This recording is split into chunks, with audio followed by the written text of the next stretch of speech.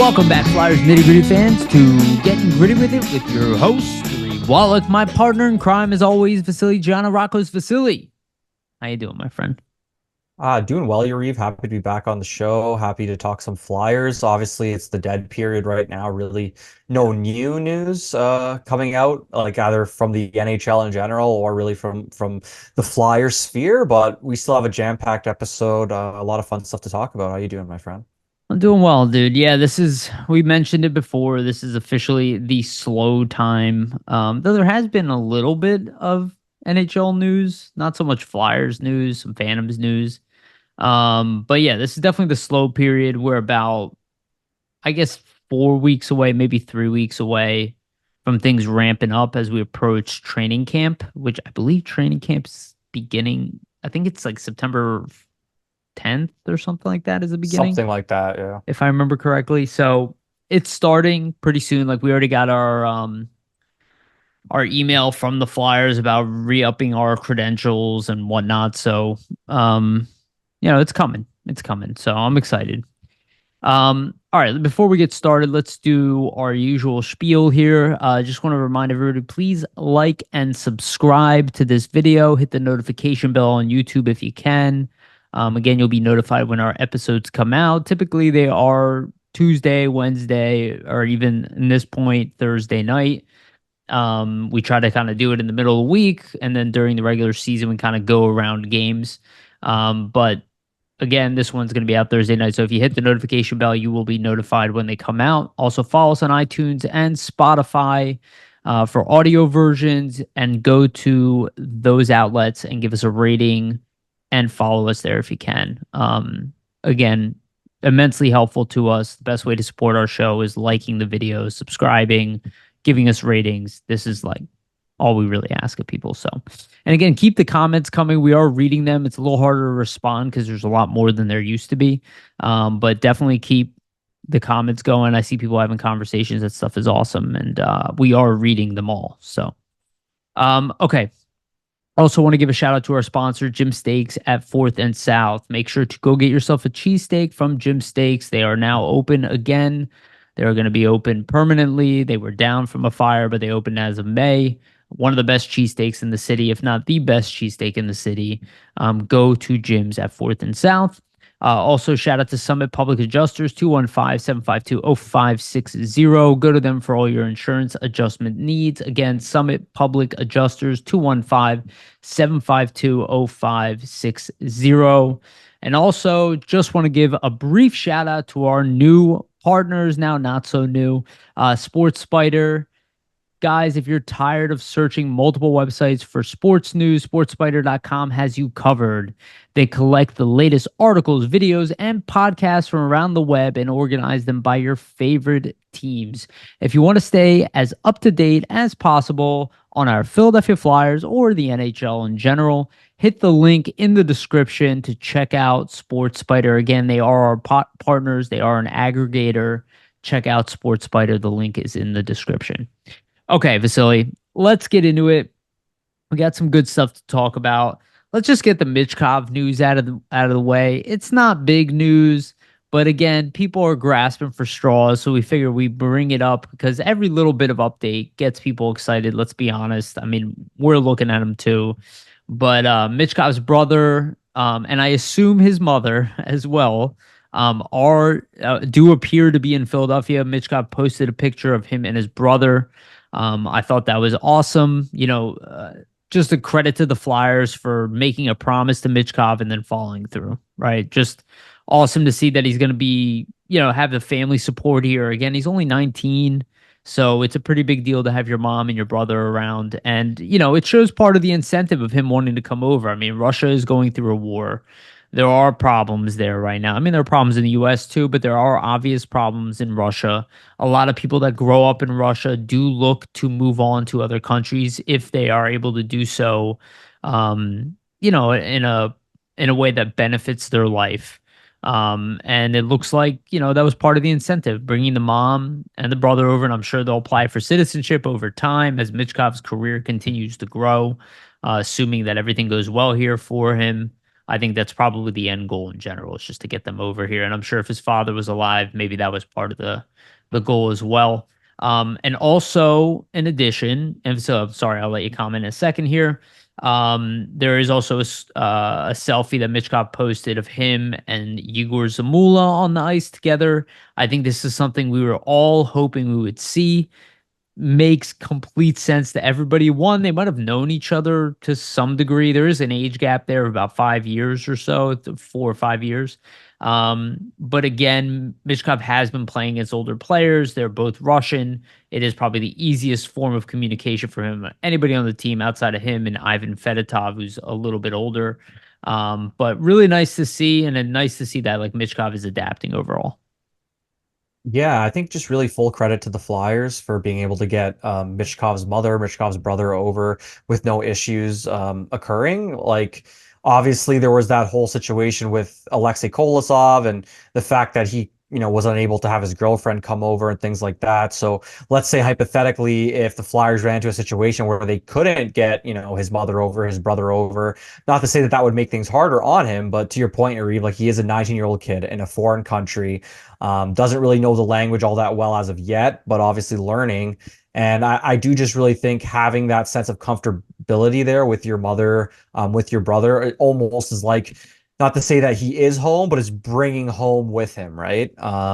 People that have been around him or his whole life, that have supported him his whole life, and have really been his support system. So that'll be great for Michkov's transition and his ability to transition to the North American lifestyle in his Yep. first year being here in the States, as a 19-year-old kid, and to see him and Zamula on the ice together, I think that's a great sign. It looks like they're getting some training in. Still, time in the offseason to train before training camp. So maybe trying to get on the same page and do certain things to make their games improve for next season. So great to see, and it shows that the Flyers are really trying to assimilate Michkov as best they can into the Flyers organization, trying to get him familiar with his teammates. Obviously, we saw that he went to the Phillies game and threw the first pitch, but he was there with not just by himself, a host of other Flyers players. So it just seems like the Flyers are making a continued effort really to make sure he feels welcome, make sure he feels at home. And that can only be a benefit for Michkov and for the Flyers in general, because you want him, being comfortable and not really feeling homesick or feeling like this is a foreign country to him. Like, even though it is foreign, you want to feel as close to home as possible, right? Yeah, no, I agree with you. I mean, I think that's why it's good. You just see him assimilating again. His mom, his brother. Potentially they're still staying at a hotel, but I'm sure the home that he ends up purchasing, he'll probably be living with them. Is my assumption. You're in a brand new country.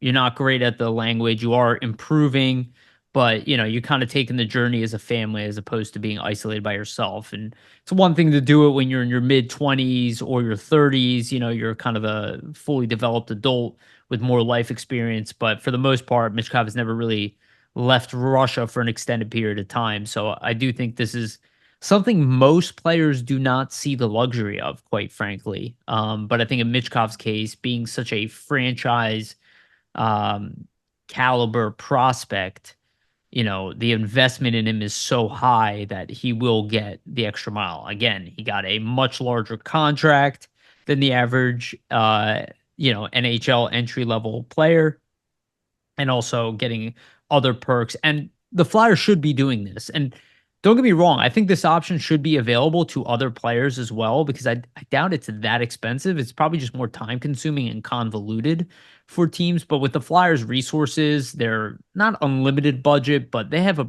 massive budget with Comcast behind them. If you can become the organization, which was their reputation under Ed Snyder, that goes the extra mile for players, when free agency comes, players will pay attention to this, right? Do you have somebody helping them move their family over to the area, right? That I think that's more of a standard, but especially when it's outside players who have a language barrier, it's just a really good, method to have. And Kolosov is a guy who might need a little bit extra as well, right? Where Fedotov is 27 years old, he didn't have a problem just coming over here. He knew some English, right? He's a lot more confident. He's been making money for a lot longer, so he has his own resources. He's been through adult things like purchasing a house, all the processes before they might be different, but he has a mindset to kind of be on his own. When it's guys who are like 19 to 20, 21. I mean, when I was that age, I grew up here and I had trouble with that stuff, right? So I think it's a good move. Yeah, exactly. It's a first time thing, right? Like Yeah. having to be on your own, going through all these things. So the more the Flyers can be a support system for their players, the better. It reflects better on them as an organization. Yeah. I'm also really happy that him and Zamula are linking up like we were hoping. Like everybody kept talking about bringing over a veteran to, which I do see the benefit in that, and like finding a Tarasenko who would be beneficial to this team overall because he was a star player for a while. Now, kind of in that middle six forward range, but still a valuable asset. But having a guy who was taken at the top of the draft, who had a lot of pedigree, it could benefit him as well. But just having guys to talk to immediately, I think is a huge help. And then through that vessel where, we talked about this, Zamula and Farabee are good teammates. And it's funny, if you go back and watch my Farabee video from what is it, 5 years ago, I mentioned that Joel Farabee is captain material. And if you listen to a lot of what people are saying now, is that he is clearly one of the main guys in the locker room that brings everybody together. This is what I noticed immediately. He did it with German Rubtsov back in the day when he came to visit. I remember seeing that in the press box where I saw the two of them together and he was like joking around with them and stuff. He's not a shy guy. It's like these are the reasons you want certain guys around, like Scott Lawton, right? Like guys who make people comfortable with a new environment, with a team environment. This is the intangibles, in the locker room that's always referred to, which I think is still underestimated by a lot of people, especially if you want to be a rebuilding team with a bunch of young guys who don't really know their way. It's one thing to bring over a guy who's 29, 30, who has a career and a family or whatnot. It's a very different thing when you bring over a guy by himself who, has a language barrier. So nice to see. Okay, let's move on to the other bits of news. So the Phantoms have three players that were added, and I can't find my mouse. Okay. Three players that were added, defenseman, right-handed defenseman Sam Sedley, left-handed defenseman Xavier Bernard, and goaltender Keith Petrozzuli. I believe I'm saying that right. So looking at the Flyers depth chart, I did bring this up before. Flyers needed to add some more bodies. Again, they re-signed Cooper Marody as well. We're going to go through the entire depth chart after this and show you kind of how the Flyers are full. And we talked about PTOs. Again, I do expect potentially one PTO at camp. Actually, I just saw Jacob Verana was invited to the Capitals PTO, which I think is interesting. That's a guy who had high pedigree, who kind of disappeared for personal reasons. So kind of a second chance of life, but that's what these spots are for, these PTOs. But I don't think the Flyers will have much. But Sam Sedley, I just, again, I saw him at training camp a little bit. Stuck out a little bit. I'm not going to speak too highly of him, but he's been in the OHL for a considerable amount of time. 5 seasons if you include the lockout season. He did post a really nice season this year, 64 points. I'm sorry, 63 points in 64 games, 9 goals, 54 assists. He was a minus 18 for the Owen Sound attack. He was third on the team in points, I believe. Their highest defensive producer. So more of an offensive defenseman. I don't know if that's going to translate. He's not very big. So I assume that again, he's 5'10", listed as 5'10", 154 pounds. He's probably not 154 pounds, but he's probably closer to 170 or something. But clearly a guy who's an offensive defenseman that they see some promise in. I expect him to be more of a swing guy to the ECHL, maybe playing some games in the AHL, but we'll go through the depth chart. There's probably not that much room for him. Xavier Bernard is a big boy. He was drafted in the 4th round in 2018 by the Devils. He is, I think, 6'4". Yeah, 6'4", 210 pounds. So a big kid. Has some AHL experience, primarily ECHL. I think he will be another swing guy. He's 24. Sam Sedley's 21. So I do think primarily this Xavier Bernard is a guy who he might play the Wills Molik role where Flyers signed him. He was an NCAA guy, kind of swung in between the AHL and the ECHL. I expect that to be the case. And then Petrozuli, the goaltender, I think there's a lot of assumptions that are going to ride with that one. That he is there to replace Alexei Kolosov. I'm not jumping to that conclusion. Again, Nolan Meyer was a big part of the ECHL team. And Gahagan as well, the other goaltender. They both swung up and down from the ECHL.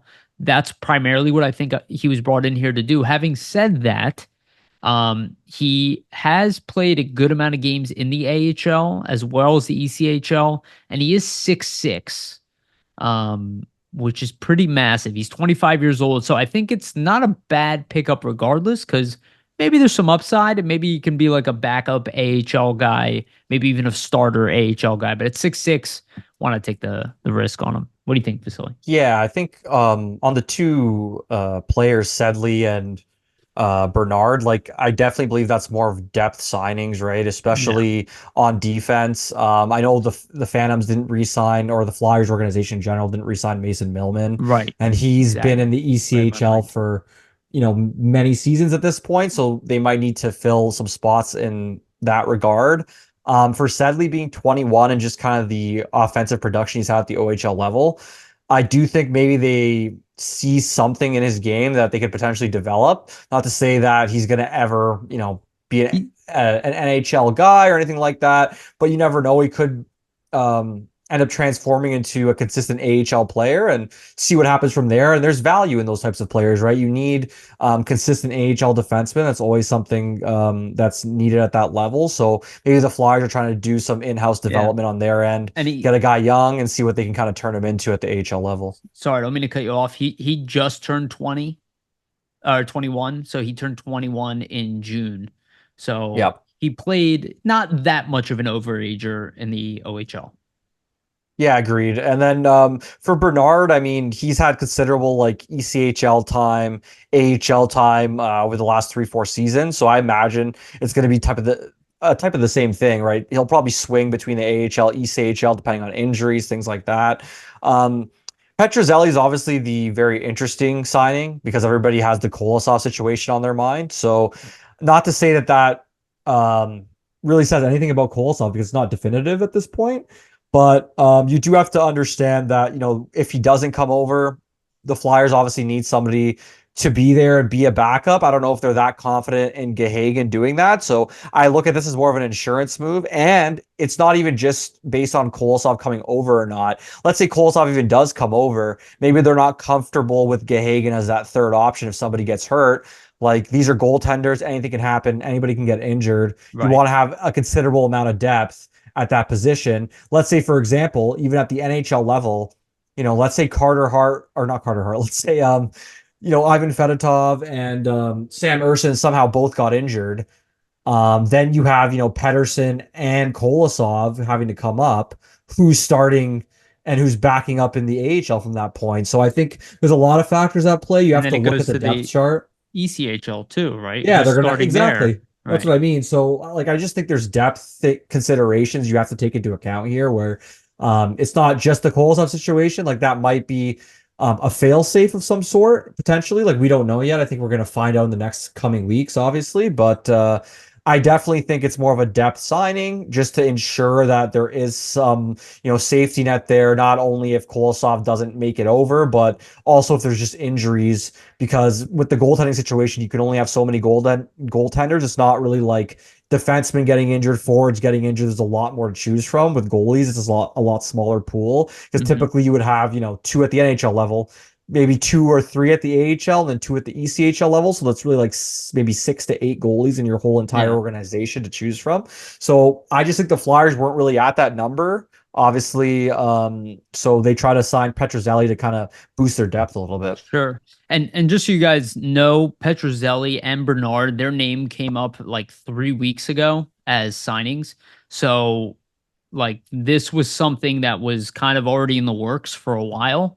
It's not something the Flyers just jumped into. These both of these players. Sedley again was at training camp. or our rookie camp, sorry, past couple years, I think. So not that much of a shocker that the team liked him after inviting him a couple years in a row. And then Bernard and Petrozzoli, they were both named a while ago, and both have AHL experience. And I did bring up how the Flyers still needed to add additional depth. Now with the players listed, and again, we will go through the full depth chart. It makes a lot more sense. Everything is full. The cupboard is full.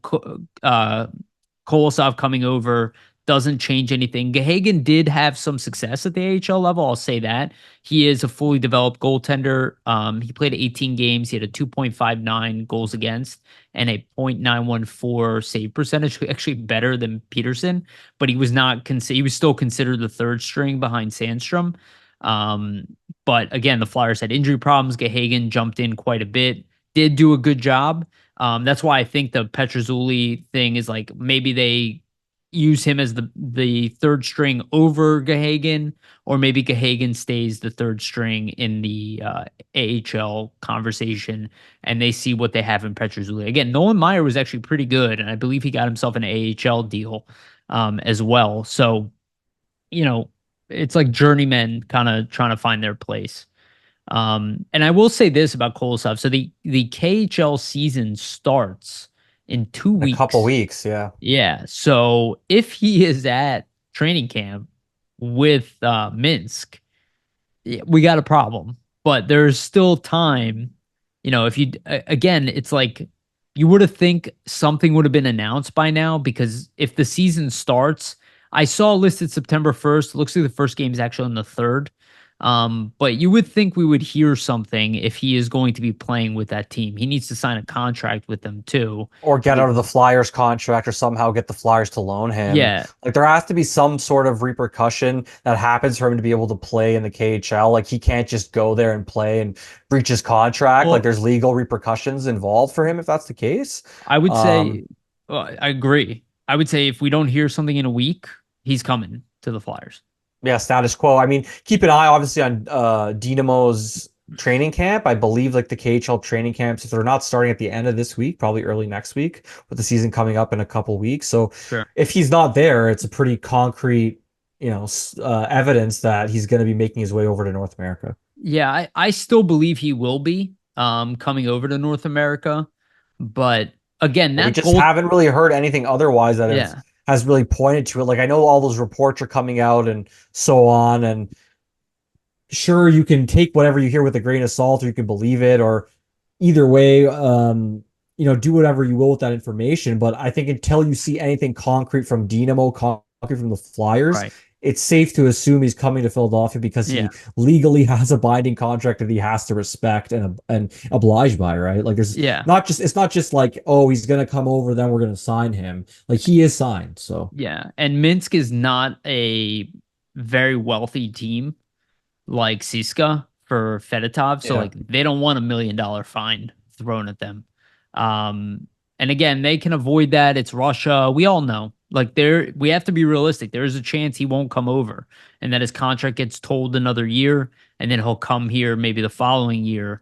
But my gut tells me he's coming. And that the Flyers will be following the model that they're following with Michkov. And again, he mentioned his girlfriend. I would imagine she will come over as well. And they will do that little bit of extra mile because he is a valuable prospect to this organization. I mean, Zavragin and Bjarnason are both important players. Zavragin is 3 years out. I think he has a 3-year deal in the KHL. And then and Bjarnason is not even close to.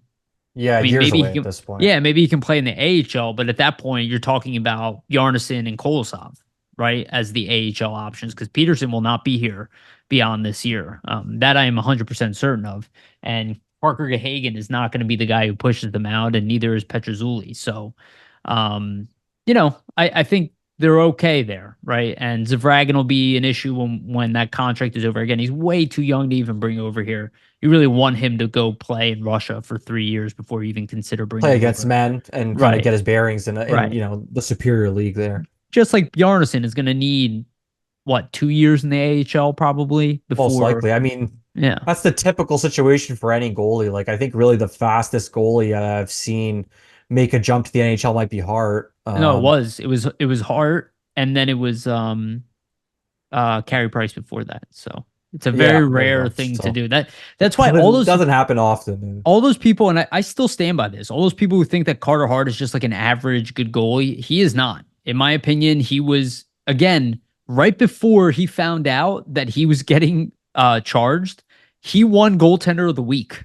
Like, he was not playing at an average clip. And if he would have had an entire season with Harrison, we would have had one of the best goalie duos in the league. That whole thing got disrupted, as is usual with bad luck and Flyers goaltenders. I mean, we can go down the line there if you really Yeah, want. unfortunately. Van Beesbrook, Pelle Lindbergh. I mean, we just keep on going. Screwed Yeah. ourselves with Bob, screwed ourselves with Briz.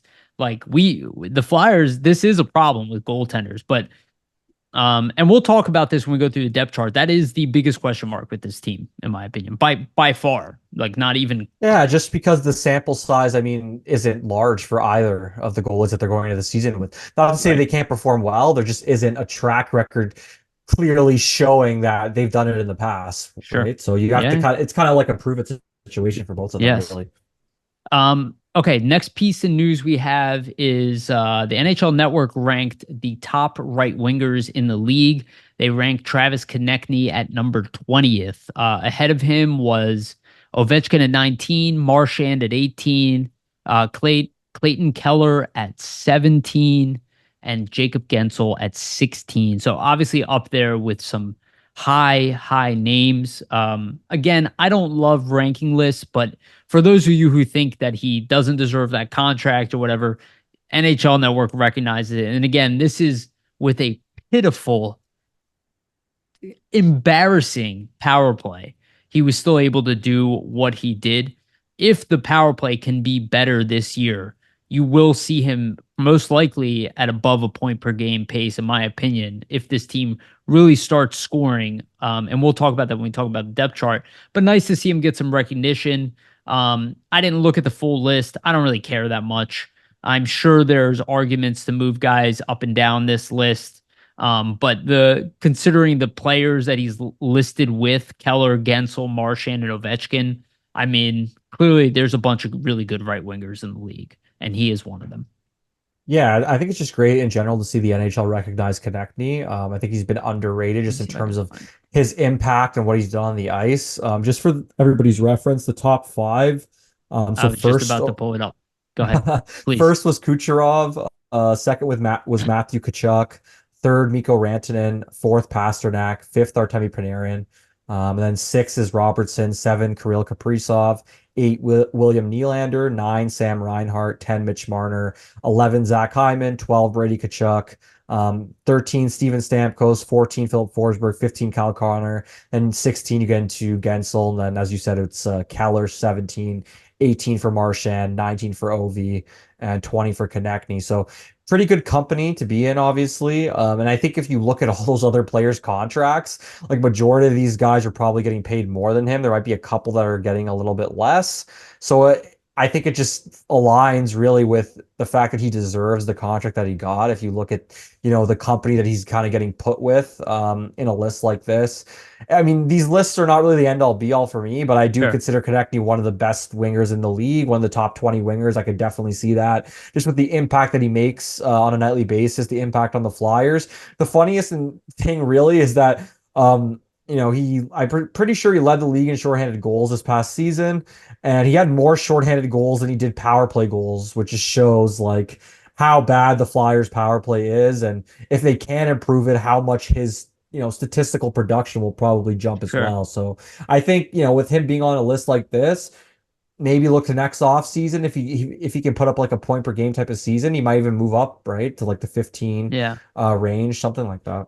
I think I'll be honest. Like, speaking of the power play, you look at two players on this list: Zach Hyman and Sam Reinhart. I do think Sam Reinhart belongs in the top 20. But he's clearly inflated because of this monster year that he had, which maybe he is this guy.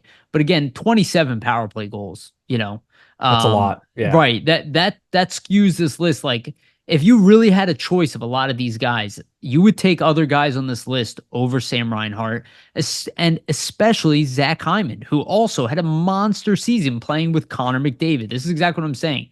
And I'm not saying TK is necessarily better than Hyman, though I would argue he is. But like, I'm not taking Zach Hyman over Brady Tkachuk. I'm not taking Zach Hyman over. I don't know why Stamkos listed as a winger on here, to be honest with you. In general, That is um, actually strange. Yeah. yeah, I'd rather Even take even Philip over Forsberg, Forsberg, yeah, like I feel Kyle like Connor, I would Jake take Gensel.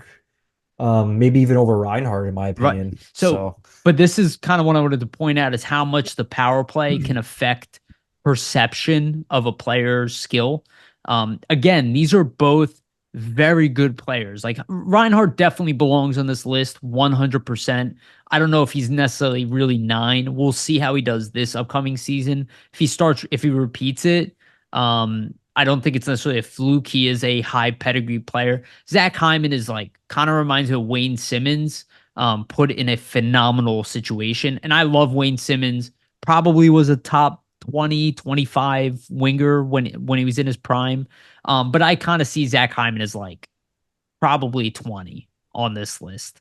Not necessarily top. But when you play with Connor McDavid and you score 50 plus goals because you have the best player in the world, a generational talent, the best we've seen since Lemieux and Gretzky, it fluffs your numbers up a little bit. I'm not saying, Zach Hyman might be a 35, 40 goal scorer in the league, but he's not putting up 50 playing on the Flyers. I promise you that much. He's probably yeah, putting up especially with the power 30 play that the goals. Flyers have, Right. right? Like you have to consider how many goals did Hyman pot on that power play being that front, just adjacent See if to it the says it. playmaking that, McDavid put into place or like the plays that Draisaitl was making. Not just McDavid, right? Like yeah, they even have Nugent Hopkins there as well. So he's surrounded by a ton of talent. So yeah, like I would say, I mean, Hyman's a little high for me on the list, but when you're scoring 50 plus goals, it doesn't surprise me. Yeah, look, he earned it. He deserves to be number 11 on this list by statistical output this year. But I think the whole point is a little bit deceiving. He had 26 power play points this year. Like that, the highest on the Flyers is Frost with 11. Yeah, Like it's like almost that. that's more than double. So Yeah, so the power play is heavily affecting perception of this team. We talked about this nonstop, especially like the level of talent on this team. And again, I do not believe it's a talent issue, the output that they've had. We've said this from the beginning of the season, way before anybody else said it. Everybody said it was a talent issue. I still don't believe it. I still think they will suffer similar problems with Michkov on this team, might be a little bit higher if they execute in the same way. Like if it's at 29 this year because of Michkov, that is the talent adding there. But that group that finished with 12.5%, they're capable of putting up 20% in the league. That was horrible execution. I should not be outsmarting the coach on the power play. That's all I'm saying. You should have a better idea of your talent on the power play than me. We're not coaches. But when I saw those lines put out for the Flyers, they killed me. Like almost on a regular basis, I was like, why? Why? yeah, the And it setup didn't wasn't the work either. greatest. Yeah. I also just didn't like that they really never changed much, right? Like it was kind of the same PP scheme for most of the They didn't season. change Like the scheme, but they changed the players nonstop. yeah, I mean, personally, I would have changed the scheme. Like, I don't think, at least I think with the talent they have and the way they were kind of creating goals 5-on-5, a lot of it was from behind the net. So why not use that same tactic and kind of run the power play from behind They the net because you've never tried it for years. So they better do it when Michkov. well, he's really good behind the net. So I Right. would say, why would you kind of take that out of his repertoire, right? Yeah. They better. All I'll say, and we mentioned this on the episode last week with Charlie O'Connor. When a team takes a responsibility, when a job takes a responsibility away from you, it is the first sign that you're getting fired. I'm not saying Rocky Thompson's getting fired. I don't even know if he should be fired because I'm sure he does some things very well. But the reality is they have admitted publicly that he did not do a good job. When they said we all have to put our heads together, it means we don't trust the guy that we hired to fix the power play. Yeah, pretty That's a much. I that's a mean, reality. it's just oversight, right? Like if you have somebody overseeing every little, not every little thing, but everything you're doing, I think it's almost writing on the wall that you could be on your way out as, if as But things progress and if they don't get any better. and So to give Rocky Thompson credit, and maybe this is more Tortorella than Thompson, we don't know 100%, but they did do well 5-on-5 and off that rush. So like again, I don't want to say that I'm not going to say Rocky Thompson does everything poorly. That is not true, from all indications. But the power play, he did not do a good job. And again, people can say, oh, but they had a different coach before. Michel Therrien should have never been in charge of this power play. I said it from day one. Baffled the hell out of me. Maybe typically defensive he's a coach. PK. He typically is a PK coach. Right. So It's like I never understood that, and the power play stunk under him too. And that was with Claude Giroux. It started to regress, you know? So I don't want to hear it's a talent issue. It's an execution problem on the power play. And it has nothing to do with predictability. I'm tired of hearing that. That's absolutely not true. It's about execution, perfect execution, and quick execution. They look lost out there. And they don't look lost at 5-on-5. How do they know what they're doing at 5-on-5 but well, it not on seems the like power the play? strategy obviously isn't that great, Right. or they're just not confident in the strategy, so they try to do whatever on the ice Sure. instead. I don't, and again, when I looked at what they were putting out there, I wasn't confident in the strategy either. But also, if I'm a player and I see like, oh, we're juggling the power play line every night, like I would probably try my own thing too because it's bottom of the barrel last in the league anyway. So what is the coach going to tell you ultimately if you're a player? I would just say, hey, it's not working, so we tried this instead. Like Well, I would have probably done the same as a I, player. So I don't know if I would have done the same because I would have been like, I've identified who the best power play players are on this team.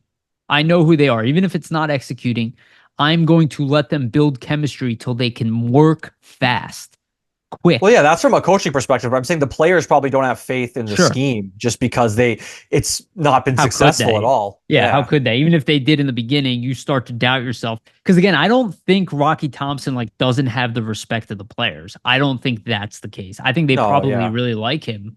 But the system that was deployed was not good. And that was obvious to me. Okay, another piece of news here. This is more of an NHL news, but I think it's a little bit relevant because it's something that Flyers fans really wanted.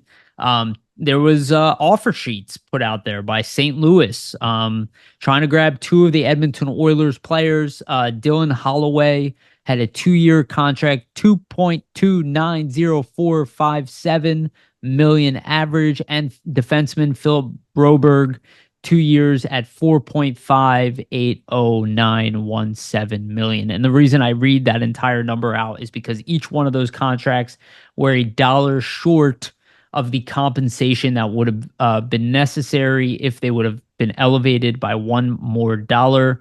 So in Philip Broberg's case, it's a second round pick compensation, would have been a first, a dollar more, and Dylan Holloway was a third round compensation, would have been more, would have been a second round if they would have given him a dollar extra. Again, I don't love this move by St. Louis. Not a horrible move, especially because like I think Philip Broberg might have some upside there.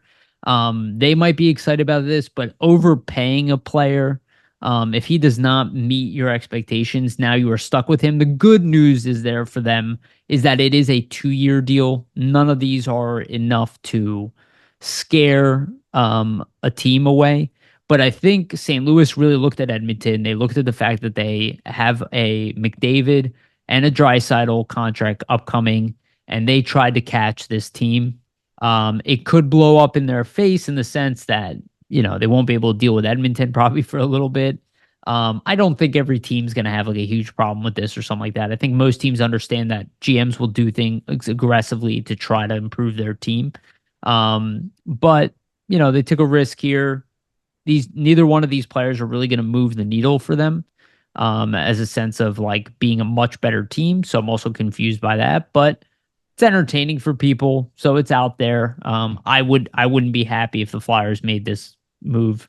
Again, they're in a different position than St. Louis, but yeah, what do you think?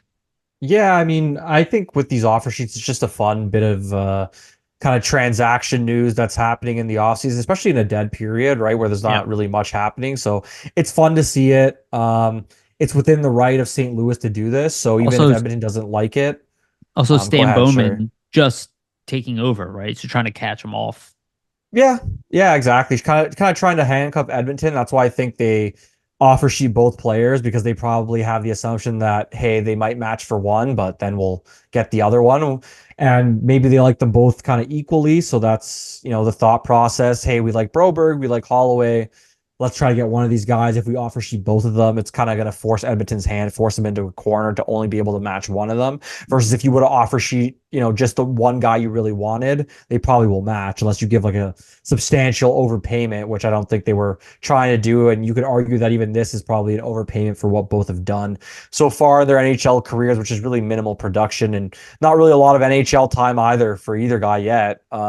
So it's more of like a payoff type of situation for St. Louis. Like if you look at Holloway, like he was a 14th overall pick in 2020 in the first round. So, is a first round pick. Like I'm sure they're hoping that there's some upside there, still only 22, potentially a late bloomer, a guy maybe that could fit in a middle six role.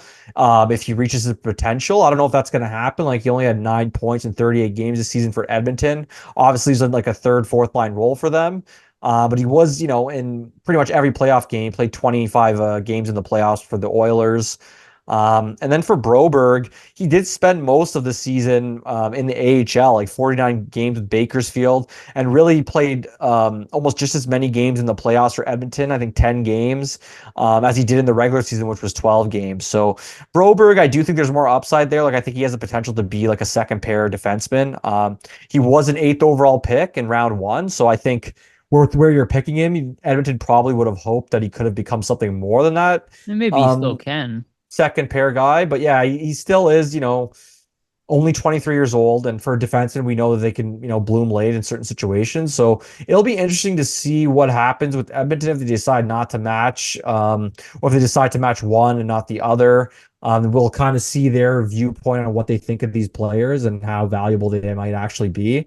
For St. Louis, I mean, I think they're probably getting these guys, former first round picks, and hoping, hey, maybe in our system we can kind of really unveil their potential and turn them into what Edmonton thought they were getting when drafting these guys, because they're still young players. So we'll see what happens. I believe Edmonton has 7 days to match from the date of when the offer sheets were signed and tendered. So we'll see shortly next week, right? Like what happens with these. And then another thing I wanted to mention just to end off the conversation on this. The Penguins actually acquired a 2026 second round draft pick, a 2025 third round pick, from St. Louis. And St. Louis received a 2025 second rounder and 2026 fifth rounder from Pittsburgh. So essentially that trade set up the offer sheet possibility for St. Louis and gave them the requisite pick they needed. So they even did some, Well, movement beforehand. you have to return your actual pick. Yeah, exactly. So they had to swap and get their second round pick back. I would say the Pens won out on that one, and the Pens actually traded for Cody Glass as well. Yeah. An interesting pick, moved to prospect, and got some picks and Cody Glass back. So Penguins are making moves. I like Cody Interesting Glass. ones. Yeah, I Yeah, like Glass. I mean, hopefully he gets a chance. Like I would imagine with the way the Penguins lineup is looking, why wouldn't they play him? But who knows? He hasn't really gotten much of an NHL chance yet wherever he's been, like in yeah, Nashville and Vegas. So hopefully he yeah. gets a shot. And also the next piece of news, not that relevant for the Flyers, but I wanted to comment on it anyway. Austin Matthews gets the C from John Tavares, who has 1 year left on his contract. There are rumors, I believe Elliot Friedman brought it up, that John Tavares could potentially sign an extension with Toronto. I think that's definitely possible, especially because they'll get him at a lower rate, probably for not maybe like mimicking the Claude Giroux contract. So they'll save probably like 4 or 5 million on him. And at that value, for a player of his caliber is a really good deal. Not the 10.5 that he's getting now. But if he is not staying, I think it's a little weird. It's very Um, weird. but I get, it's almost like it's a move that was made to satisfy fans and media. They didn't change too much. They kept the core together. They did add some players. They didn't do nothing. And they did change their coach and now they're captain. So I think it's one of those perception things where they're like, Yeah. hey, we got a new leadership group here. We're moving on from the past. We're moving to the future. But I think if Tavares is leaving, I think it's a little disrespectful to take the C away from guys. And I be honest with you, I've never seen it manifest into anything. I saw it happen to Joe Thornton, did absolutely nothing for San Jose. It just doesn't. I Yeah, don't. that's what I was gonna say. Like this reminds you of what happened with Thornton and Pavelski, where they stripped Thornton and then gave the seat to Pavelski, and it didn't really do much or really change much of the aspect.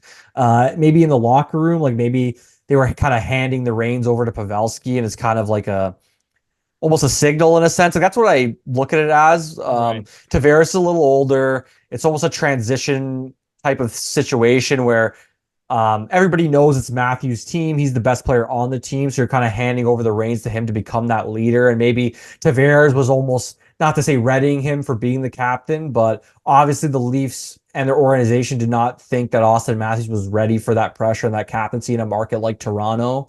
You know, prior to this year. So that's why Tavares was the captain in these situations.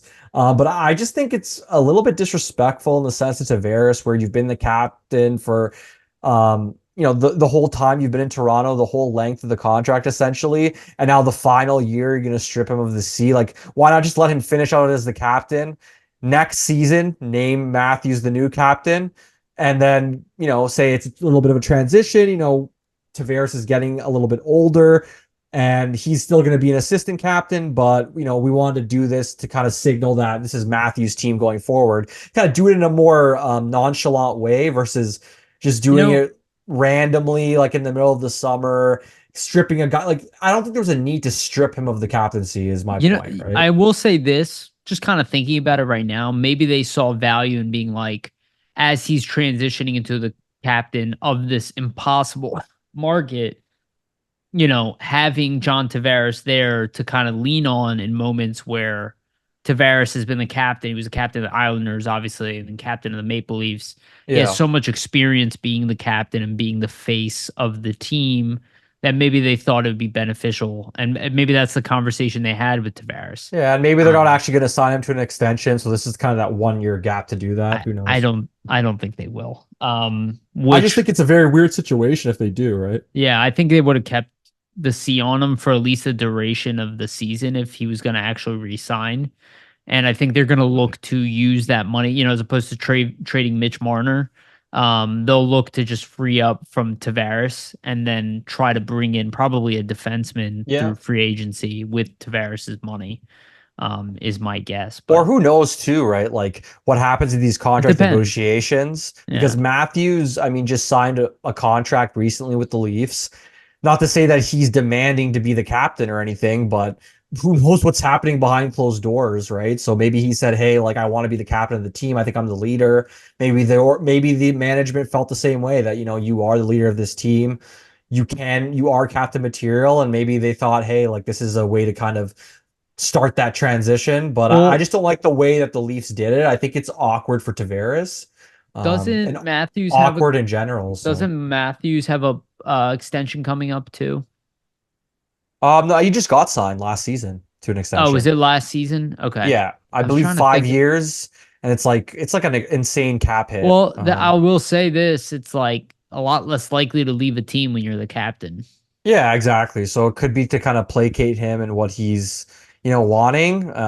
So yeah, like it's definitely an interesting bit of news. It was surprising. I was not expecting to see that, but yeah. So yeah, you got a 4 year contract extension. So from 2024 to 2027, $53 million contract and 3.25 million cap hit.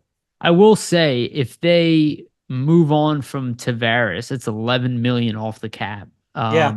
That's And they're going to probably huge. use that to try to re-sign Marner, is my Yeah. guess. So Yeah, exactly, which will be my guess he'll probably get what Nylander has at 11.5, which is a slight boost, but I don't know if he necessarily deserves a much larger boost. He could also walk to free agency, but or they could trade him at the deadline. But I think with John Tavares, it's like he's 33 years old. I'm not 100% sure they're going to want to lock themselves into another extension with him, especially if they see stuff on the free agent market. They've been trying to get out of this like top heavy problem and this goes right out. And I don't know if like Tavares, if he takes a lot less money, which he's gonna have to no matter where he goes. I don't know if he's gonna want term, right? Yeah. Being 34 years They old. might not want to lock him into that because you got to Right, look at it for the Leafs perspective. Like with Tavares on the team, what have they really accomplished with him as the captain, right, right? So it's a exactly. results-based business. They have not accomplished much. So not to say that it's on the captain, but even in the playoffs and things like that, like he hasn't really come through with that clutch play or clutch goal Yeah. to really put them over the top. So maybe it's just, his era is coming to an end and they want to go a different direction. Happens all the time. Yeah. I Happens all the mean, time. Look at Tampa with Stamkos. So yeah, I guess there's an opportunity to move him as well. Maybe swap him out for a veteran defenseman who's at in the his deadline, 30s, yeah. who also has a large number like Eric Carlson, for example. That would be fun, wouldn't it? I don't know if Pittsburgh would want to do that, but it would be interesting. They'd be locked in Eric Carlson at a reduced rate though, because I think 25% is eaten by San Jose, so they Yeah, would save exactly. money. And then Pittsburgh would probably eat more somehow, I'm Yeah. guessing. That I mean it is a very exciting move, right? Yeah. And it also allows the Penguins to, bring in another veteran. They're trying to stay heavy with, Crosby and all that. We'll see. I don't want to jump to any conclusions, but it does allow them to bring John Tavares in, get rid of Eric Carlson, and bring John Tavares, maybe even potentially resign him on a 3-year deal at And like it'll be a lot five and a cheaper half than million. Carlson's deal, Right, so because their taxes aren't, and the cost of living it isn't as high in Pittsburgh as it is in Toronto. So like he might no, take less, definitely like not. around 6 million, 5.5, rather than like Toronto, he probably would want 7. So it's like, Yeah. okay, let's move on. You know what? Let's do just a reminder right now. Please like and subscribe. If you are listening this far, you are not subscribed, please do so now. It's a humongous help to us. Also, follow us on iTunes and Spotify. Give us a rating there as well if you can. And also hit that notification bell on YouTube to get notified when we release each episode. All right. So this is kind of the fun part. We have like two kind of fun segments here. I'm gonna do a screen share. And I put this lineup together yesterday on Puckpedia. And we're just gonna do a full. We did this last season for those who have been following along for a significant amount of time.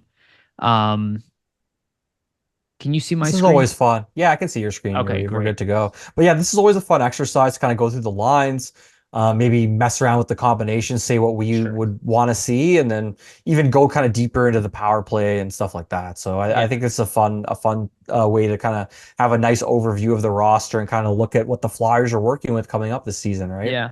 And shout out to Puckpedia. They just released another update for depth charts and all this other stuff. So you couldn't actually create a player before. Now you can create a player in here too. So they are catching up to cap friendly. They're doing a good job. So I'm pretty happy with Yeah, and Puckpedia. shout out to them as well because if you go on the Flyers actually like the team page for Puckpedia and you go scroll all the way to the bottom, they have Flyers Nitty listed there as a who to follow. They have my Twitter handle Flyered Up listed there as a who to follow. So shout out to Puckpedia for putting us at the bottom of the page there and kind of shouting us out. That's awesome. They actually reached out to me like over 2 years ago, and they offered to put our tag on there. So that was pretty cool. And now that they're like the number one, so it's nice that we paid off building a relationship with them earlier. So it's cool. Okay, so let's go through the NHL and then we'll go through the further depth. I did add not all of the players that would be available through ECHL swings, but I tried to add all of the players that I know will be part of the conversation at the AHL level. NHL level, still pretty standard here. We don't really know what's going on with Johansson. We're assuming he's going to go on the IR. That's the last thing we heard. Most likely this will be the case. Again with Ellis and Johansson on IR and not LTIR. And I don't know exactly how the Flyers are going to handle the LTIR considerations here. Delorier is the only guy that I could think of being waived or potentially. I think Bobby Brink is still waiver exempt. So that is an opportunity for them to come in under the cap, but the likelihood of Bobby Brink not starting with the Flyers, I think, is pretty slim, and the likelihood of Delorier being waived, and he could potentially get grabbed. I know most people don't think that's the case, but considering he's like arguably the best fighter in the league, there are teams, especially bottom end teams, that have young players on in their lineup that would value him. Again, that's the same reason we value him. Everybody keeps saying to me, Michkov, Delorier is gonna protect Michkov. I think people are blowing that out of proportion a little bit. Like people Well, when have are they this going to like, be on the ice at the same time? well, It's yeah, that's going to agreed. be rare. So Agreed. Even if it's the response after the shift, right? Like, let's say something happens to Michkov, you throw Delorier out there. The likelihood that Delorier is in this lineup more than 50% of the games is extremely unlikely. I actually anticipate it could be closer to 1/3 of the games, I agree. Well, I think they're just not depending on injury. prioritizing. Yeah, they're just not prioritizing other players' development, right? If they're Right. consistently starting Delorier like over a Brink or over Noah Cates, for example, right? And this team is also not a pushover without Delorier. Delorier is that X factor with the toughness. He is very good at what he does, better than anybody on the Yeah. team. I do not diminish his role, and I like Delorier. I really do. This is He's a not really me. nice guy. He's a really Yeah, nice guy. he's a great guy. He's phenomenal in the locker room. He obviously gives players confidence. I'm not saying he has no value with the team, and I know Tortorella likes him, but the reality is they're a better team with him outside of the lineup. That's just the Yeah. reality with the players they have available. It's true. And I mean, if you think about like, oh, they need somebody on the roster who can fight or somebody who can stick up for other players, like they have Garnet Hathaway, who's proven in the past that he's willing They to have step Nick in. Sealer, Scott Lawton, even Rasmus Ristolainen has fought in the right? past. So like they have guys that can step in and do that type of stuff. Like I think maybe if there's, New York Rangers coming into town, you have Matt Rempe in the lineup for the Right. Rangers. Then you put in a Delorier because who else is going to fight Rempe or something like that, right? You It's want a like heavyweight versus a heavyweight. But I don't think they're going to go chasing, Delorier needs to be in the lineup. At least that's right. my opinion of it. And I think when like you hear Briere say, "Oh, this is going to be your best friend," I doubt that's the only player they showed him. It I was know, meant to right? be like kind of in jest, Kind of a like joke too, right? Like yeah, not that serious, I think they were but trying to show him how much more physical the NHL is yeah. over the KHL, which it is. So it's like, hey, it's going to be more physical out there, but know that like we have guys like Nick Delorier, we have guys like Nick Sealer. You're going to have protection around you, and the Flyers aren't very big, I guess, like all around. I wouldn't call them like the one of the largest teams, but they're also not a small team. There are plenty of players on in this lineup with size. They're probably bigger this year in some ways than they were last year. So I'm not like jumping to, Delorier has to be in the lineup. I think a lot of times he's going to play like that sixth defenseman at practice, Yeah. So I have a question, or Yuri, that for eighth you. defenseman.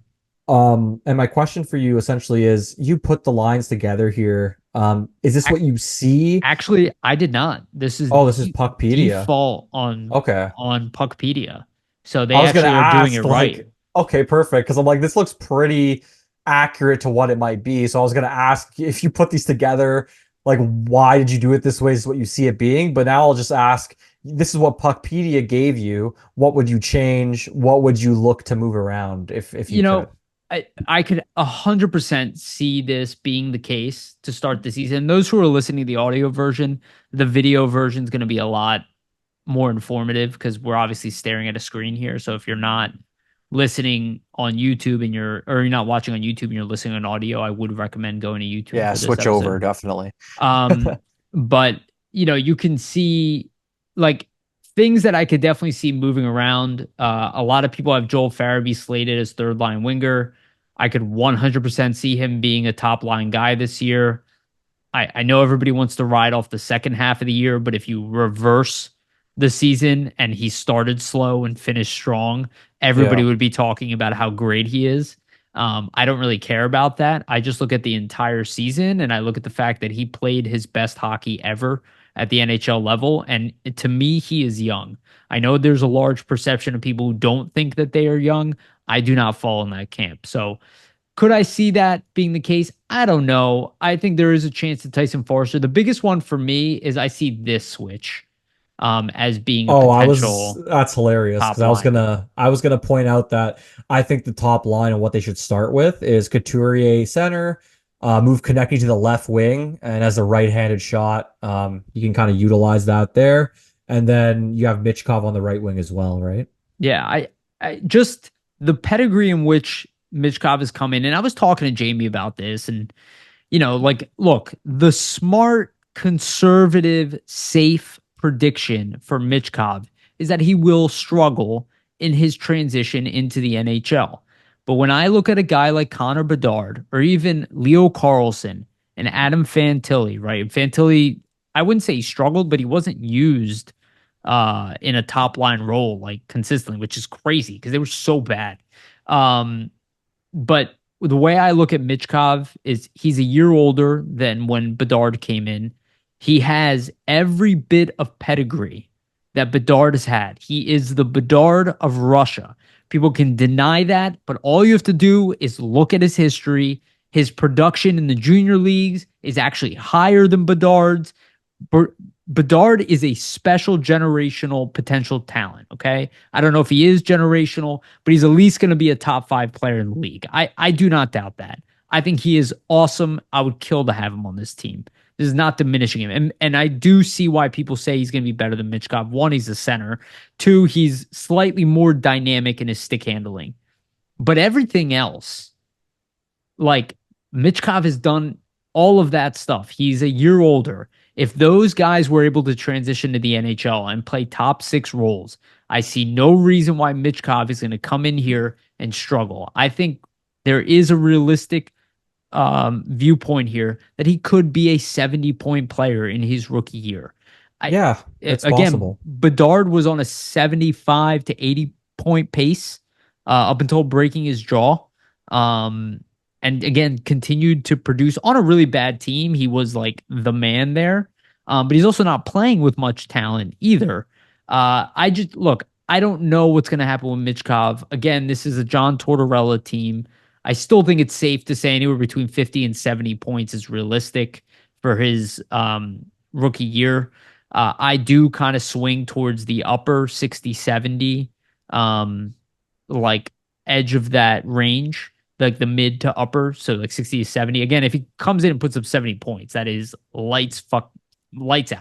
Let's just Yeah, be no, honest, that's the ideal situation. I mean, I had him at 60 points in my projection article and kind of breakdown of what Michkov could which bring. would I think be 24 phenomenal. goals, 36 assists or something like that. So I think I could see that. I think just the fact that he's played in the KHL in the past amongst men will make the transition a little bit smoother versus a lot of these other top prospects that you saw. They were not playing against men, right? Either in NCAA or in the OHL, where the level of competition is going to be the same as it is at the KHL level when you're playing amongst men. So that's my thoughts on Michkov and just how he might, translate to the NHL level this season and what he can bring to the Flyers. Just looking at the lineup, like I think there's a couple interesting things like I would do.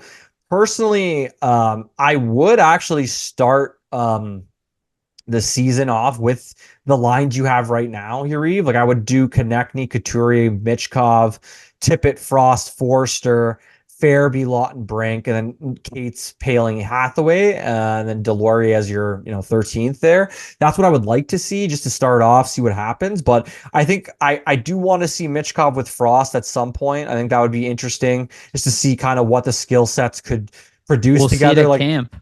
yeah, they're probably two of the most skilled guys, like naturally skilled guys on the team, obviously. So I think putting them together, it could, reap rewards for the Flyers.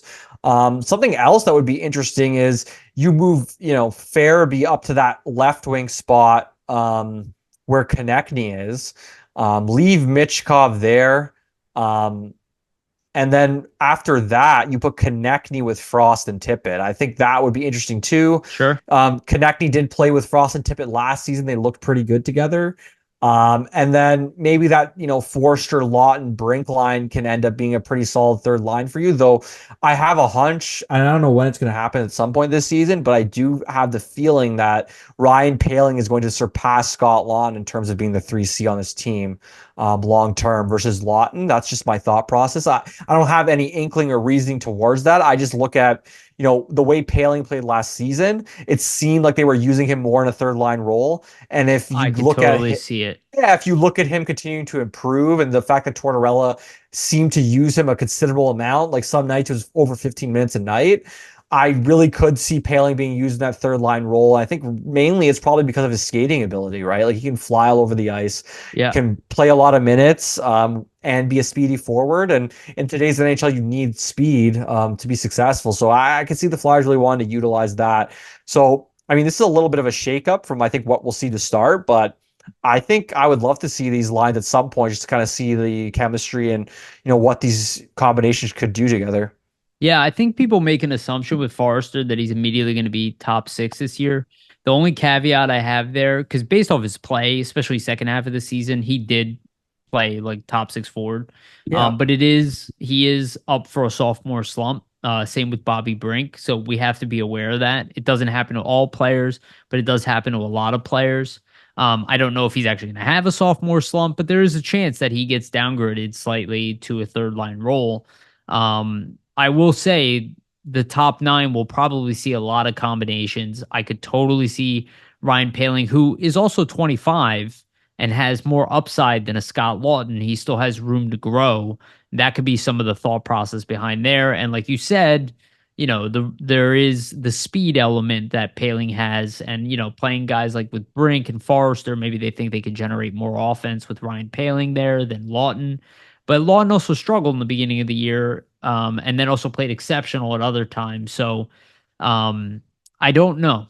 I really don't know I what don't the think it's Flyers are going to try to do. concrete. Like it's really going to be I think it might be more of a flip flop like last season between Paling and Lawton. There's also a Um, chance we see this. I mean, well, it's unlikely just because of but the you way never know. Cates finished the season, but we know Tortorella liked Cates at center.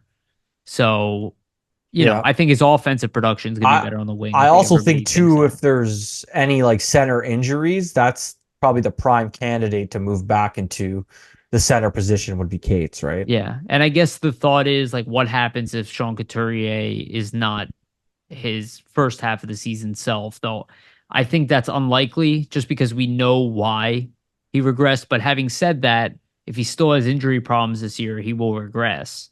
I guess there is a chance that Morgan Frost would end up being elevated to the top line center.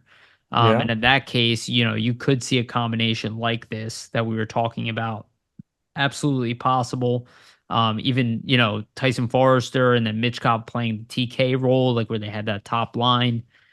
We do know Farabee and Brink played well together at points during the season too. But I also think, you know, there is a lot of room to change stuff. Like we don't know if Michkov will get an opportunity at left wing. There's also the chance that we see something like this. Yeah. Um, Yeah, again, I wouldn't be surprised, right? We saw that combination last season for a bit, Frost, Tippett, and Farabee. I think Frost and Farabee, like whenever I've seen them play together, usually they're productive and feed off each other. Like even in years past where they were kind of trying to make the team in development camp or not development camps, but in training camp. I remember, them being in scrimmages in training camp and putting up points and things like that. So there's always been a bit of a chemistry there between Farabee and Frost. So I would be opposed to seeing that. Like, but realistically, like we're not going to see any combinations, stay the course for the whole season. Like you never see that sure. happen. Things always change, and that's why it's kind of fun to do this, right? To kind of You, go through the lines and see what it might look like, potentially from month to month, week to week, even. I don't think this is likely at all because we didn't see it at the AHL level with him. But Tyson Forrester was a centerman at one point in the OHL. I Yeah, don't think it's likely. But man, if you could move him over to center and with his size, his shooting ability, his ability to grind down players, you talk about a long-term solution for a center. On paper, he fits the mold. yeah. Having said that, I do believe he's probably better as a winger. And he hasn't really played at the pro level as a center. I don't Just the know what way he he scores, right? Like it's right. usually off the wing, coming in with a little bit of speed. So Yeah. that would take adjustment. Like to be He's also honest, like not a just playmaker, so yeah, much. I see like the possibility of Michkov being able to transition to center. I don't think they're gonna push him into that in his Definitely first not rookie this year. season. Yeah. But just with the way that he played in the preseason for SCA last year, he was almost a point a game in the preseason. Obviously, it's KHL preseason, so equated to more being like an AHL preseason type of situation in terms of talent level and stuff like that. But Yeah. to see him succeed like that even younger last season as an 18-year-old in a pro league playing a whole different, position, albeit the preseason, it's obviously a good sign. I don't know if they're gonna ever, try to see what he could do at center, but it'll be interesting to see down the line what they think. Yeah. Is And there we'll any other see. like combinations that you would want to see or you are kind of interested in seeing? I don't know. I think we kind of talked about all of them. I mean, I guess there's a chance that Garrett Hathaway moves up like he did last year, but I can't see Bobby Brink playing on the fourth line. I guess if Michkov were to get benched the game, we would see some kind of different combination. Yeah. Potentially Owen Tippett moving back to the right or Forrester moving back to the right. And then Delorier steps into a fourth line role. Um, I don't think Michkov is going to get benched this year. I know a lot of people think he will. He might get benched a game. But I'm kind of expecting him to get a longer leash because I do think about what Tortorella said about Frost, and the reason he benched Frost is not because of his defensive play. He Because he benched didn't Bobby produce. Brink because of his defensive play, but Bobby Brink is not on Michkov's level offensively. And like you said, it's because Morgan Frost wasn't producing offensively, and that's what he was here to do. So I think as long as Michkov shows the offensive game, which I imagine he will, just because we have not had a player of this caliber here at all. We've never had a prospect come in with this type of, prestige. I don't think Tortorella is naive to what Michkov can do. I think for the very beginning of the season, like they're going to be like, okay, you're a top six winger on this team. There is a chance that he does play a third line role. Yeah. We could see something like this. I'm sure people would be unhappy with that. Though, Um, I mean, you have to think about this situation, right? If you did have him on the third line, that's not necessarily the worst place to start him off to begin the season, just trying to transition to the NHL role, and you have him on the first power play, for yeah. example. But also, I mean, he has the ability to kind of take advantage of lower lineup talent if he is on that line. So you got to think about it that way, though. I don't really expect him to be on the third line much. Yeah, I agree. And then, for the D, I think we're pretty much looking at the lines as they will be. I agree. The other option could be if Jamie Drysdale, who is coming off of surgery, so I'm not necessarily expecting this. If he's lights out to start the year, I could see the Flyers not necessarily reducing Sandheim's role, but trying to create another unit and potentially have him play with Nick Seeler, who's a very good complementary guy, Yeah. defensive defenseman. And then having, Sandheim with Seeler, Drysdale with York. And then there's also the conversation of injuries. We also don't know how Zamula, who still has some room to grow, maybe he comes in and he's even better this year. There is a chance, we could see something like this, something like this. We could see something crazier like this, which most people think is probably impossible. I don't think it's I impossible. mean, Ristolainen and Santa have played well together in the past, so you never Right. know if they want to go with a veteran pair like Pe- that. People want to pretend like Risto did not play well the previous year, but the reality is he did. He was Um, actually really good defensively, yeah. Right. So, and he is one of the more veteran players on this team. I do not expect that to be the case to start the season. I think the Flyers will go with that top pairing. They could also play around with other things like having Risto with Drysdale on Well, an I off was gonna wing. suggest that, Yuri. I would say that I would rather see Ristolainen play with Drysdale than Sealer, in my opinion. Like I like Sealer, but I think ultimately Sealer, is a really good third pairing defenseman. I just think in the top four, like he's a little bit out of his element. I think, the competition of players that he's kind of having to defend is a little bit more upper echelon versus on that third pair where it could be like third lines, fourth lines. Sure. Personally, I think, Ristolainen's played more minutes in the past, typically, in his career. He's played a top pair role before. I just think having him on that second pair would make more sense just for what he's brought in the past. Obviously, there's injury concerns. Who knows how he's going to be after this, year of injury troubles? Maybe he's not the same type of player that he was previously. It's really a wait and see. But I Sure. think I would start out with this actually, like York Sanheim, go with that top pair that went well last season. Drysdale Risto, and then Sealer Zamula. I am also interested in York and Drysdale. I think the Flyers are too, because they could see that maybe, hey, that's our future like number one pair, right? If both Yeah. guys kind of really become what they could become. So why not let's try to foster that and foster the chemistry between the two. So I definitely think York and Drysdale will play together at some point, but I think either this to start the season or what you had to begin, probably with Sealer up to the second pair and Risto on the third pair to start. But I wouldn't be surprised to see Risto moved up considerably, like to the second pair, even the first Well, pair, if he really plays we well and plays as well as he was, right? I don't yeah, no, I agree with everything you said. The other things though is the second and third line might just have equal minutes. That's true as You know well. what I Yeah. mean? With Drysdale and maybe Zamula playing more of a power play role. We also have to be aware of injuries. There are always injuries. We don't know what's going to happen with Eric Johnson. Drysdale might play with Johnson if there's an injury. There's also depends on what the injury is and to who it is. Like Emil Andre is probably the most likely to get a call up. I know that people assume it's Yinning or Addard.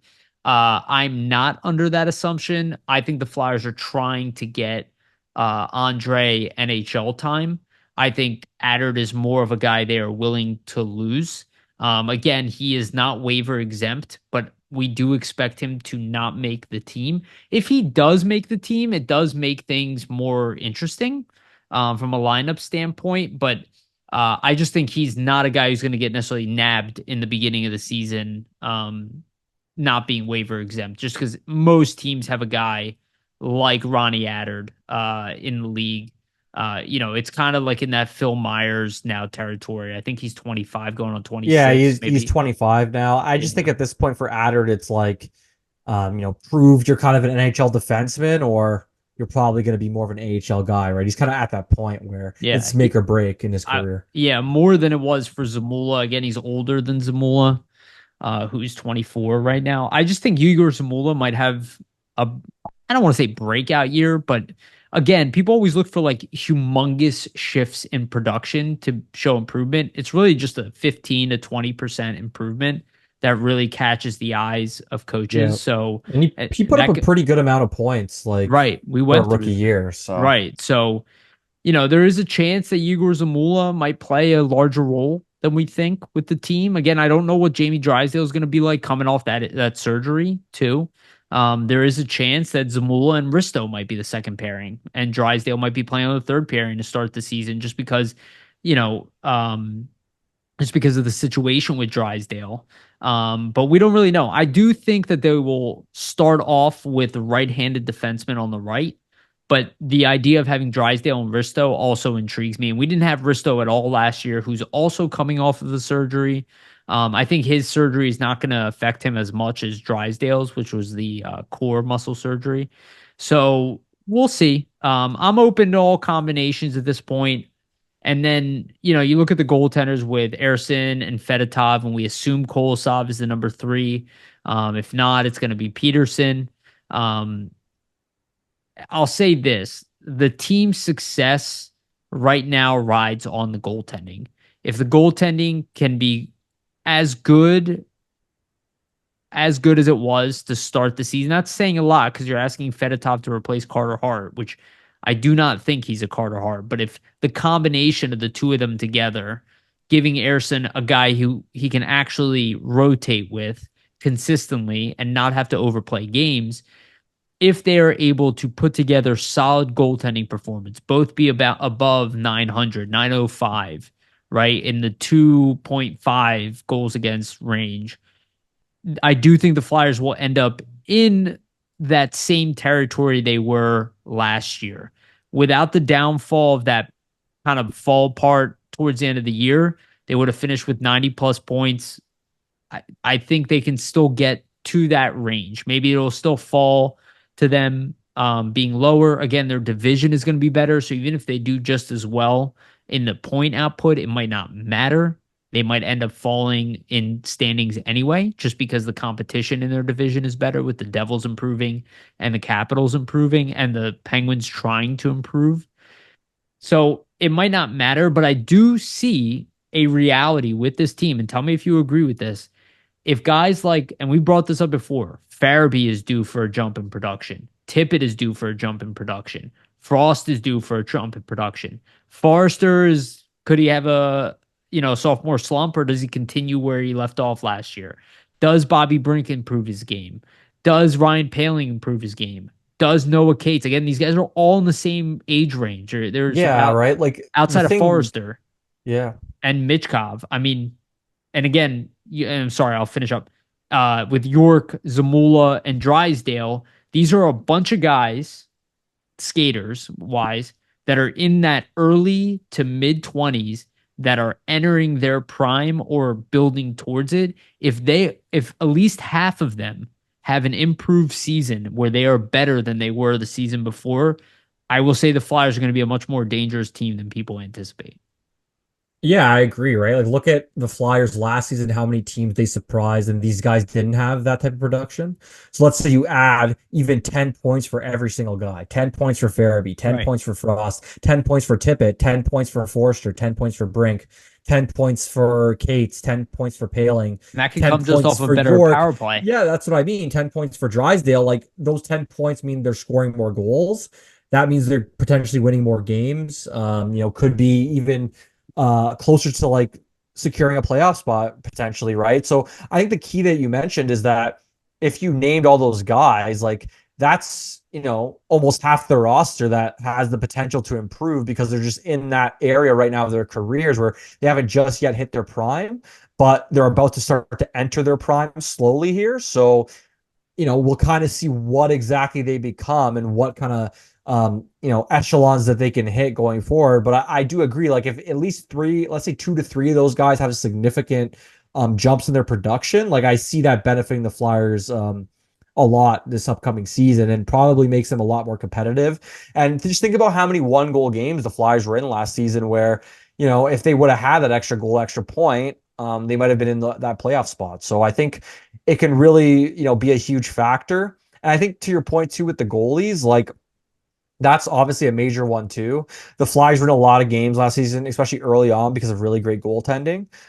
Is Urson and Fedotov going to be able to replicate what Urson and Carter Hart did for majority of the season? I'm not sure if that's going to be a possibility, but I think really they just need to give them average to solid goaltending. Like if you are, let's say for I don't know, out of an 82 game season, right? Like if the majority of the games you're only giving up 2 to 3 goals a game as a goaltending unit, that's pretty manageable for a team to be able to score 4 goals a game to win a game, right? Yeah. Once you start getting into that territory where we're letting in 4 or 5 goals every single game, that's kind of a nightmare situation. So I think that's what the Flyers are going to want to look to avoid with these guys. Try to limit them to having those 2 goal against, 3 goal against starts. That's the sweet spot, especially for this team that we saw was offensively challenged at points. I mean, I'm sure with the addition of Michkov, some of these young guys taking steps, they will get better offensively, but you never know. So I think the Flyers don't want to put themselves in situations where they have to outscore their goaltending woes, right? So that Yeah. 2 to 3 goal range, if that's what they're typically letting in on a night-to-night basis, to other 2, 3 goals a night, that's going to put them in a good position to win a lot of games. But I mean, that's every single team in the NHL, right? Sure. Every single team would love their goalies to just give up 2 to 3 goals a night. That's kind of the ideal. So that's probably what the Flyers are aiming for, but Yeah. we'll have to see with them. Yeah, and the Flyers built a failsafe into this year, right? If Fedotov is not very good, even though he's overpaid, he's got a short-term contract. They're already overpaying Pedersen, right? And he's off the books this year. Yep. Johnson will be off the books at the end of the year as well. Ryan Ellis still will be here for a little bit. They might find a way to move him at some point. But if your goaltending completely shits the bed, right? You do have an opportunity that if you are bad, the Flyers not only get a top pick in a very strong draft, but they have 3 in the first round, 6 in the first 2. So they have built a failsafe into this year that if they do fall significantly short and these players do not take a step forward, they have avenues to make decisions. They have picks to trade with one of these young guys, Yeah. right? Like this is a make or break year for Morgan Frost in a lot of ways, right? So they're going to have to figure out a lot of things, and things might change as the season goes. Actually, they definitely will, but expectations could change, and if the team needs to move on from guys, they have guys that they can move. And I think Nicholas Delorier, who is on now his no movement clause has relinquished. It was only for the first 2 years, so he could be moved too. That is a possibility also, and that's another 1.7 million off the cap. So, there are options of things to do if things don't go the Flyers' way. But I do see a scenario here where this team could surprise people. They are built on promise and potential, right? It is a question mark. It does not make them a guaranteed playoff team. It does not make them a cup contender, but they are built. They are in a rebuild. They are built as an ever evolving product. They are not a finalized team. They Yeah. are a team that is a work in progress. So if that progress continues, which Tortorella has gotten from the first year to the second year, we saw drastic improvement.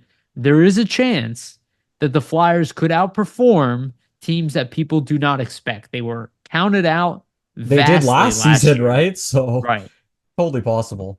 Yeah. Just before we go on to like the AHL, Yariv, what's your thoughts in terms of breakout players, like maybe 3 or 4 guys you think that are earmarked to really take the next step?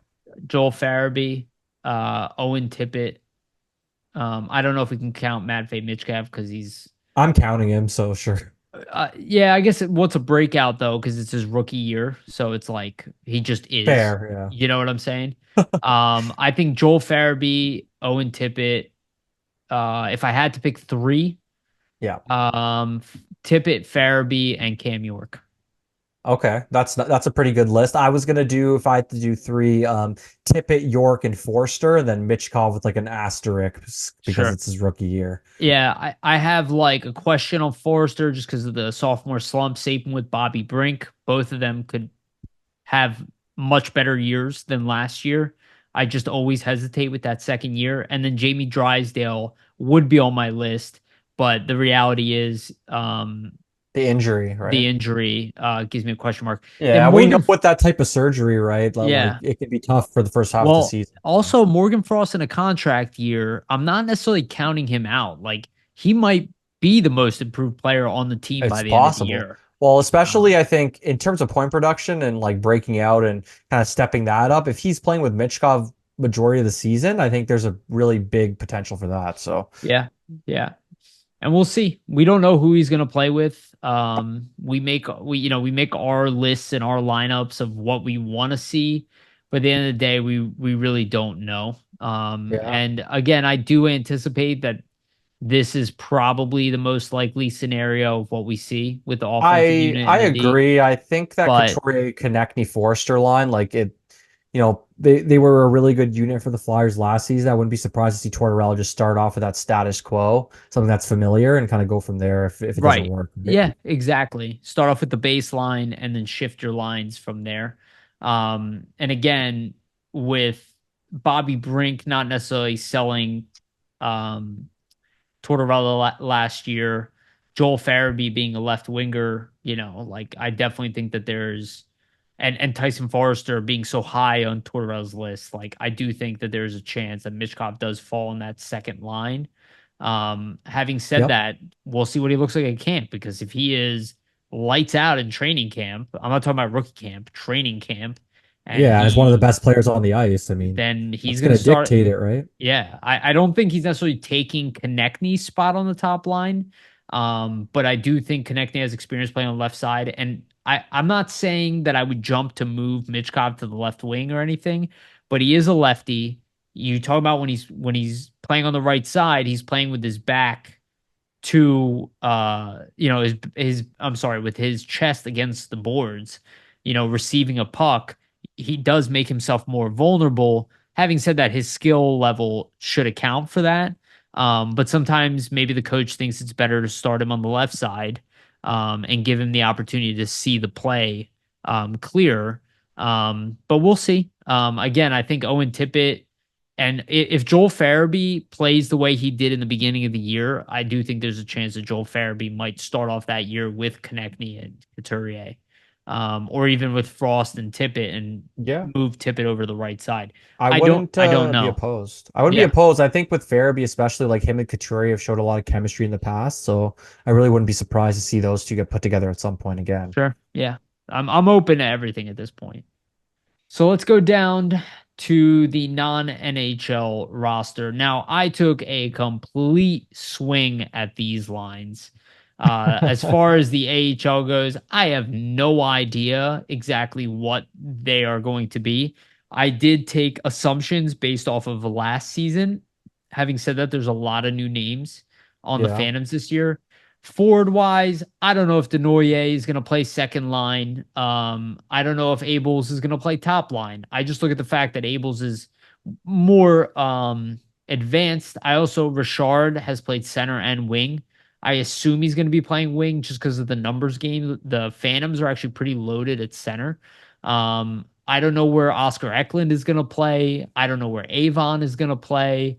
Brett Gardner moved up the lineup, but and then I look at a guy like Massimo Rizzo, who is a better, probably a better playmaker than Denoyer. I just don't know if Denoyer is going to get back to where he was the previous year. Playing style wise, maybe Denoyer is a third line player in the AHL, even if he has a good year. Don't know what's going to happen with Gendron. Again, scoring, pure scorer type of player.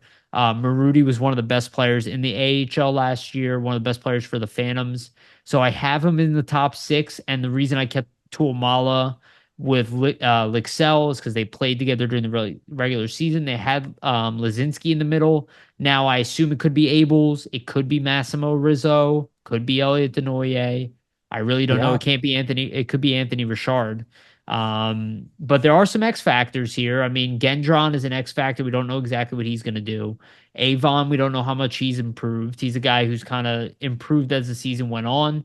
Richard, I don't even know what role he's going to play, but he is one of the better AHL players. And we don't know much about Abels and Eklund and their AHL ability. And then Rizzo, damn good NCAA player. Right now, I'm kind of in like the Mike Vecchione world with him where he's going to be a very good AHL forward, but not necessarily an Yeah, until NHL he guy. proves otherwise, anyways. Like, I think the Yeah, thing with Rizzo that's interesting is he put up a lot of points at the NCAA level, obviously, or at the college level. But I mean, it's never guaranteed to translate to the pro level, as we've seen with guys like Vecchione. The thing is, right, like he was the oldest you could be essentially to play in the NCAA. So you're playing against guys that are younger than you. Is that, him taking advantage of that type of competition? Who knows, right? So we'll probably. probably have to see what happens. I mean, I would love to see just to try. Like, I'd love to see Rizzo, I mean, he Lixell, and was good Tuamala. the previous year too. Yeah, To he Rizzo. was. I'd love to see Rizzo, Lixell, Tuamala just to have kind of like three prospects together in a sense and maybe see what they can do with his playmaking ability. I do suspect Abels to probably start as the number one center, like he was the number one center over in Sweden when he Right. played. I wouldn't be surprised to see Eklund even start with Abels, like put the two Swedes together and then put Lixell there too and have kind of like a full Swedish Sure. line. Oh yeah. I really would It's not not, bad. yeah. I really wouldn't be surprised to see that. Though Tuamala, I mean, got a lot of top line usage last year, so I suspect they're hoping he takes that next level and is kind of or next step and kind of is that top line guy in the AHL. I mean, ideally, I'd want to see Gendron get top 6 minutes too, because if he's gonna be like an NHL player at the end of the day, he's gonna need to score. Like he's gonna have to score at the pro level to make it, to Well, the NHL. he So was played on the fourth line last year. which I didn't really like, but Yeah. So again, you look at this team, it's pretty stacked.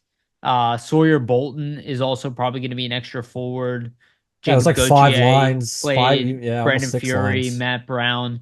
Those are, I think, going to be the extra forwards. All of them will probably get a little bit of playing time. I don't know if there's other names included in that too. A lot of times there's like guys I didn't even know were, Yeah, swing guys end up being thrown in the mix. But you can see that top nine, that top 12 is just full. I mean, right now it's all full. And I know agreed. half of these guys, LePerriere likes. The X factor, I think, to make the NHL would be Ule Lixell to start the season and Andres Abels or Rodrigo Abels. Those Yeah, are two those two I guys could see for sure. potentially. I mean, Lixell looked really good at the end of the year. Didn't look good Yeah. in the beginning of his stint, but kind of learning the NHL. We know that Torts will probably give him a long look at camp. I think ultimately, though, they will all end up in the And minors. probably, and if there's injuries, right, that'll always open up opportunities for guys. Like if somebody gets hurt, you never know. Um, but yeah, like the forwards are wide open. I could really see a mix of any combinations. I think one guy to point out though, just before we go on to the D, is like Zayd Wisdom. I Wisdom, think yeah, this is kind of like his not make a or make. break. Yeah, it It is is. basically like his make or break season. Like if he doesn't kind of improve or show that potential that he once had when he kind of started at the AHL level, like I could definitely see the Flyers parting ways with him at some point in the future here because they're just continue to filter prospects in throughout the years, and if you don't make your impact, your time has kind of passed you by, right? So he's kind of getting to that point. It's unfortunate because he seems like a really good kid, but Yeah. it just is what it is with the performance. So. Yeah, yeah. I don't know what's gonna happen with him. There's a lot of guys here where I'm not really sure because Jacob Gauthier had a lot of playing time, but like now with the additional centers, I don't see uh it as much. Yeah. right, with Rizzo and again Eklund can play center, Richard can play center.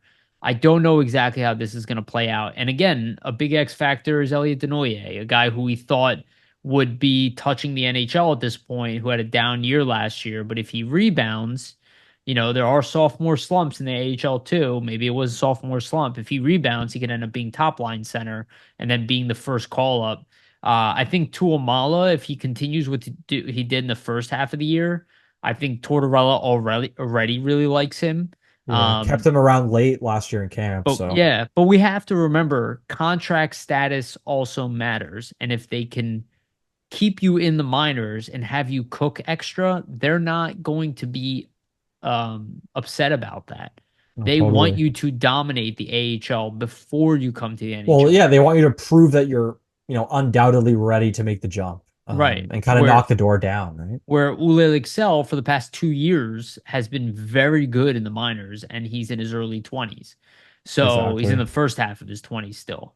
I think he's 24 now. So, that's a former seventh round pick the Flyers are slowly been nurturing, who probably would be a top player in Sweden at this point. So, this might be his last opportunity to make the NHL, in his mind, and he might go back to Sweden afterwards, because he could get paid probably more, or at least just as much and play in the pros in Sweden or, maybe even in the KHL. I don't know.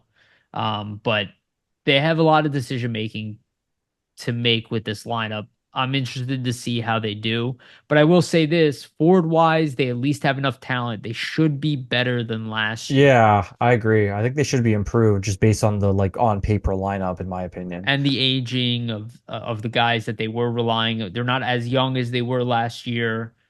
They did lose Lazinski, which is a big loss.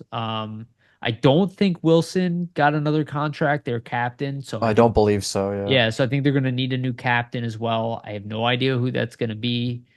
Maybe it's going to be Lixell. Maybe it'll be Cooper Marudi. Maybe Belpedio, wouldn't be It could surprised. be Belpedio, who's one of the only true veterans kind of Yeah, left. He's the only veteran on D at this point. definitely.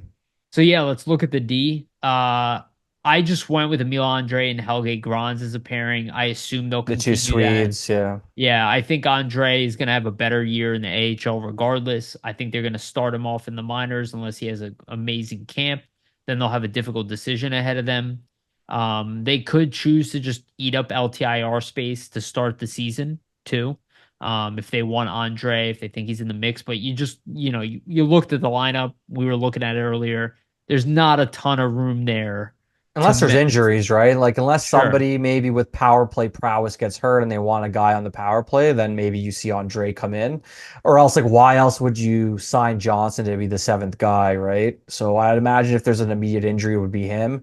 And sure. then maybe they try to get somebody else as like a, be the seventh in Yeah. the interim. But I mean, this is pretty much how I see it. Like the way you set it up, Adard and Yinning played together a lot last season, so I expect them to probably stay together. I mean, McDonald, Belpedio, that's a pretty heavy pair in terms of like being solid defensively in their own end. So maybe they try to put a puck mover with one of them and kind of switch it up a little bit.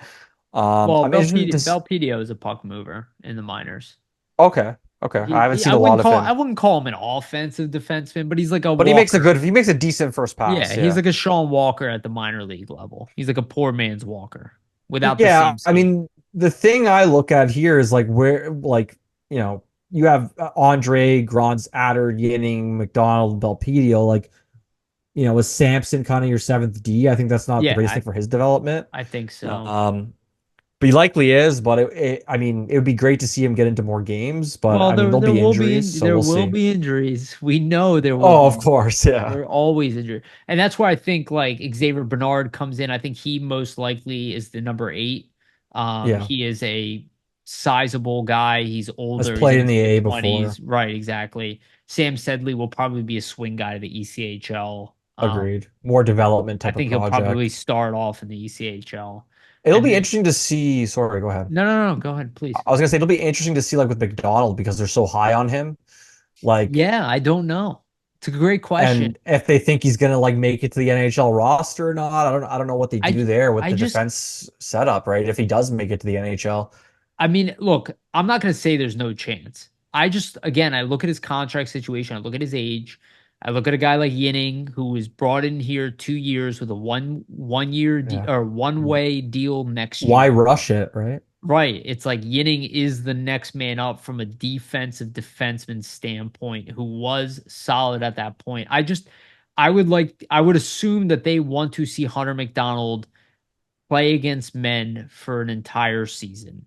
That's my Um, thought process, right? if he is shows that he is the best defenseman on the team defensively, he will get called up. But I think Andre is the number one guy they're looking to call up. Then Ronnie Attard.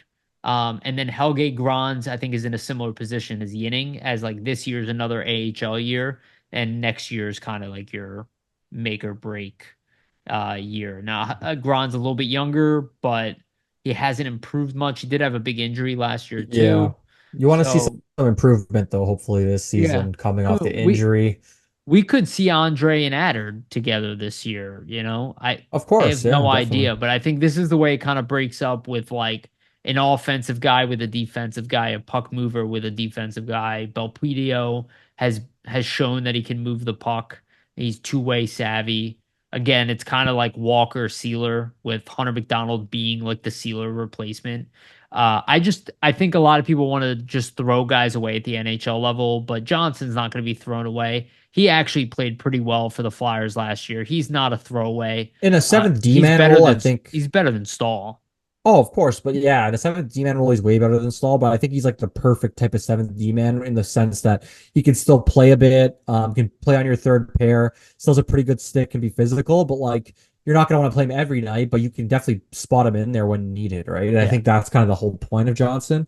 But yeah, the Yeah. AHL defense is interesting. I mean, I just wanted to mention McDonald because they're so high on him. I just wonder like what the thought process is with him, with Andre as well. Like I mean, I think to your point, like if somebody gets hurt, depending on what type of defenseman, I think Andre's probably the first call up, but you never know because they did go with Depends who get Adder and hurt. Yinning. Yeah, they went with Adder and Yinning last season. So, like if a Sealer gets injured, for example, I wouldn't be surprised to To see see it be Yinning yeah, or Hunter exactly. McDonald even. A more heavy type of defenseman to kind of replace Right, what Sealer brings, where if it's like a right, more offensive guy, maybe you see Andre or Adder or right. something like that. It depends on the roles, but I think they're really looking to see what Emil Andre does at training camp this year. Yeah, Um, agreed. I would imagine they would love it if he like forced the issue on them. Of course. I think they Let's would say he love it with all of them. outplays.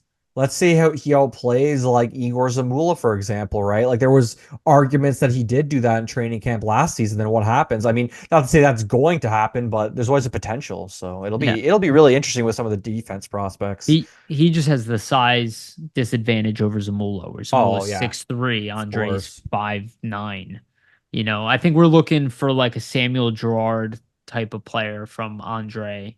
Maybe not That's a pretty as good comparable, yeah. I mean, it's the only other small And defenseman, maybe Jared Spurgeon, but he's I mean, really good. to kind of go against my point too, like I can't really see Zamula not making the team, especially considering the Michkov situation. So I think it's Yeah. pretty much earmarked into that. I But think yeah. I think they want the Russian kids there. Oh, But I mean the agreed. Russian guys there with Zamula and Fedotov and Michkov. I think they need that Russian identity, and I don't think they're again. Andrei's still waiver exempt. They're not Exactly. So inter why rush? Yeah. right. He's not going anywhere, and I think if this year is not his year, it's going to be next year is going to be the Oh, year that definitely, yeah. they pencil him Especially in. with some contracts coming off the books too. It'll be an easier kind of situation for him to make the team, right?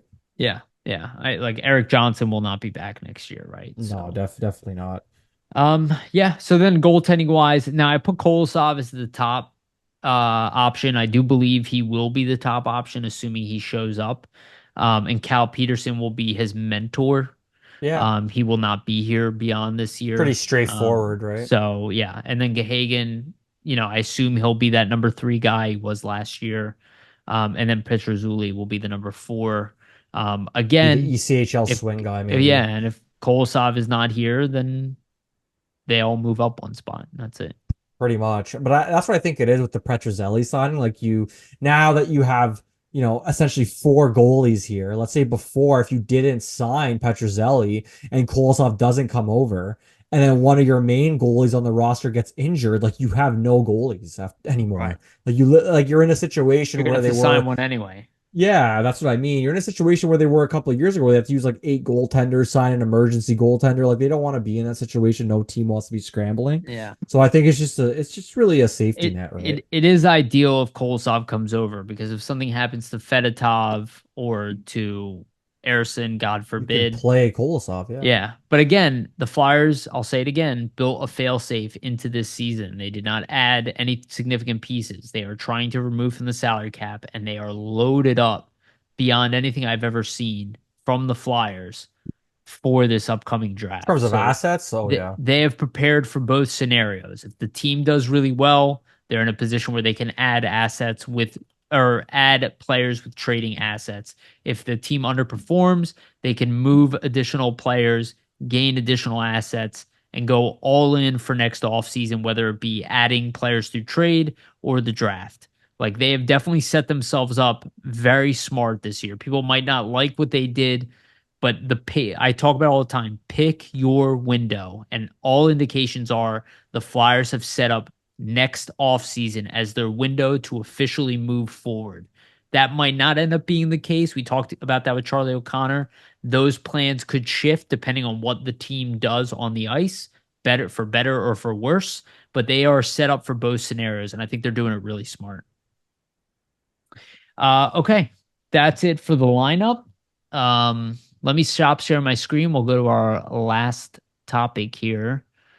And this was a fun one. Yeah. So if most people are not familiar, there is something called HF boards. It used to be Hockey's Future, which they used to be like an open scouting site that had their own writers, and they would rate every player and give you like ceilings for players and grades and likelihood of hitting them. They were not very accurate. I'll say that first and It's all foremost. kind of for fun though, right? They didn't do a great job.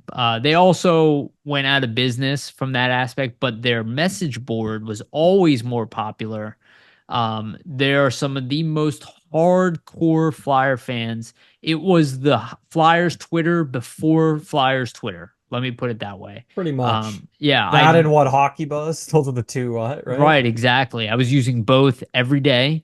And I met Alexander Appleyard on HF boards like years ago I remember before he being like a, 11, 12-year-old kid, like going on Bill Meltzer, like Hockey right. Buzz article, being like, what's the Yeah. Flyers lineup for tonight? I want to know. Right. But everybody was doing Exactly. that back then, right? Yeah. So HF Boards does an annual thing where I'm sorry, I don't know who did it, but they have a system where they have a vote for um the top 20 skaters, and then they do the goaltending.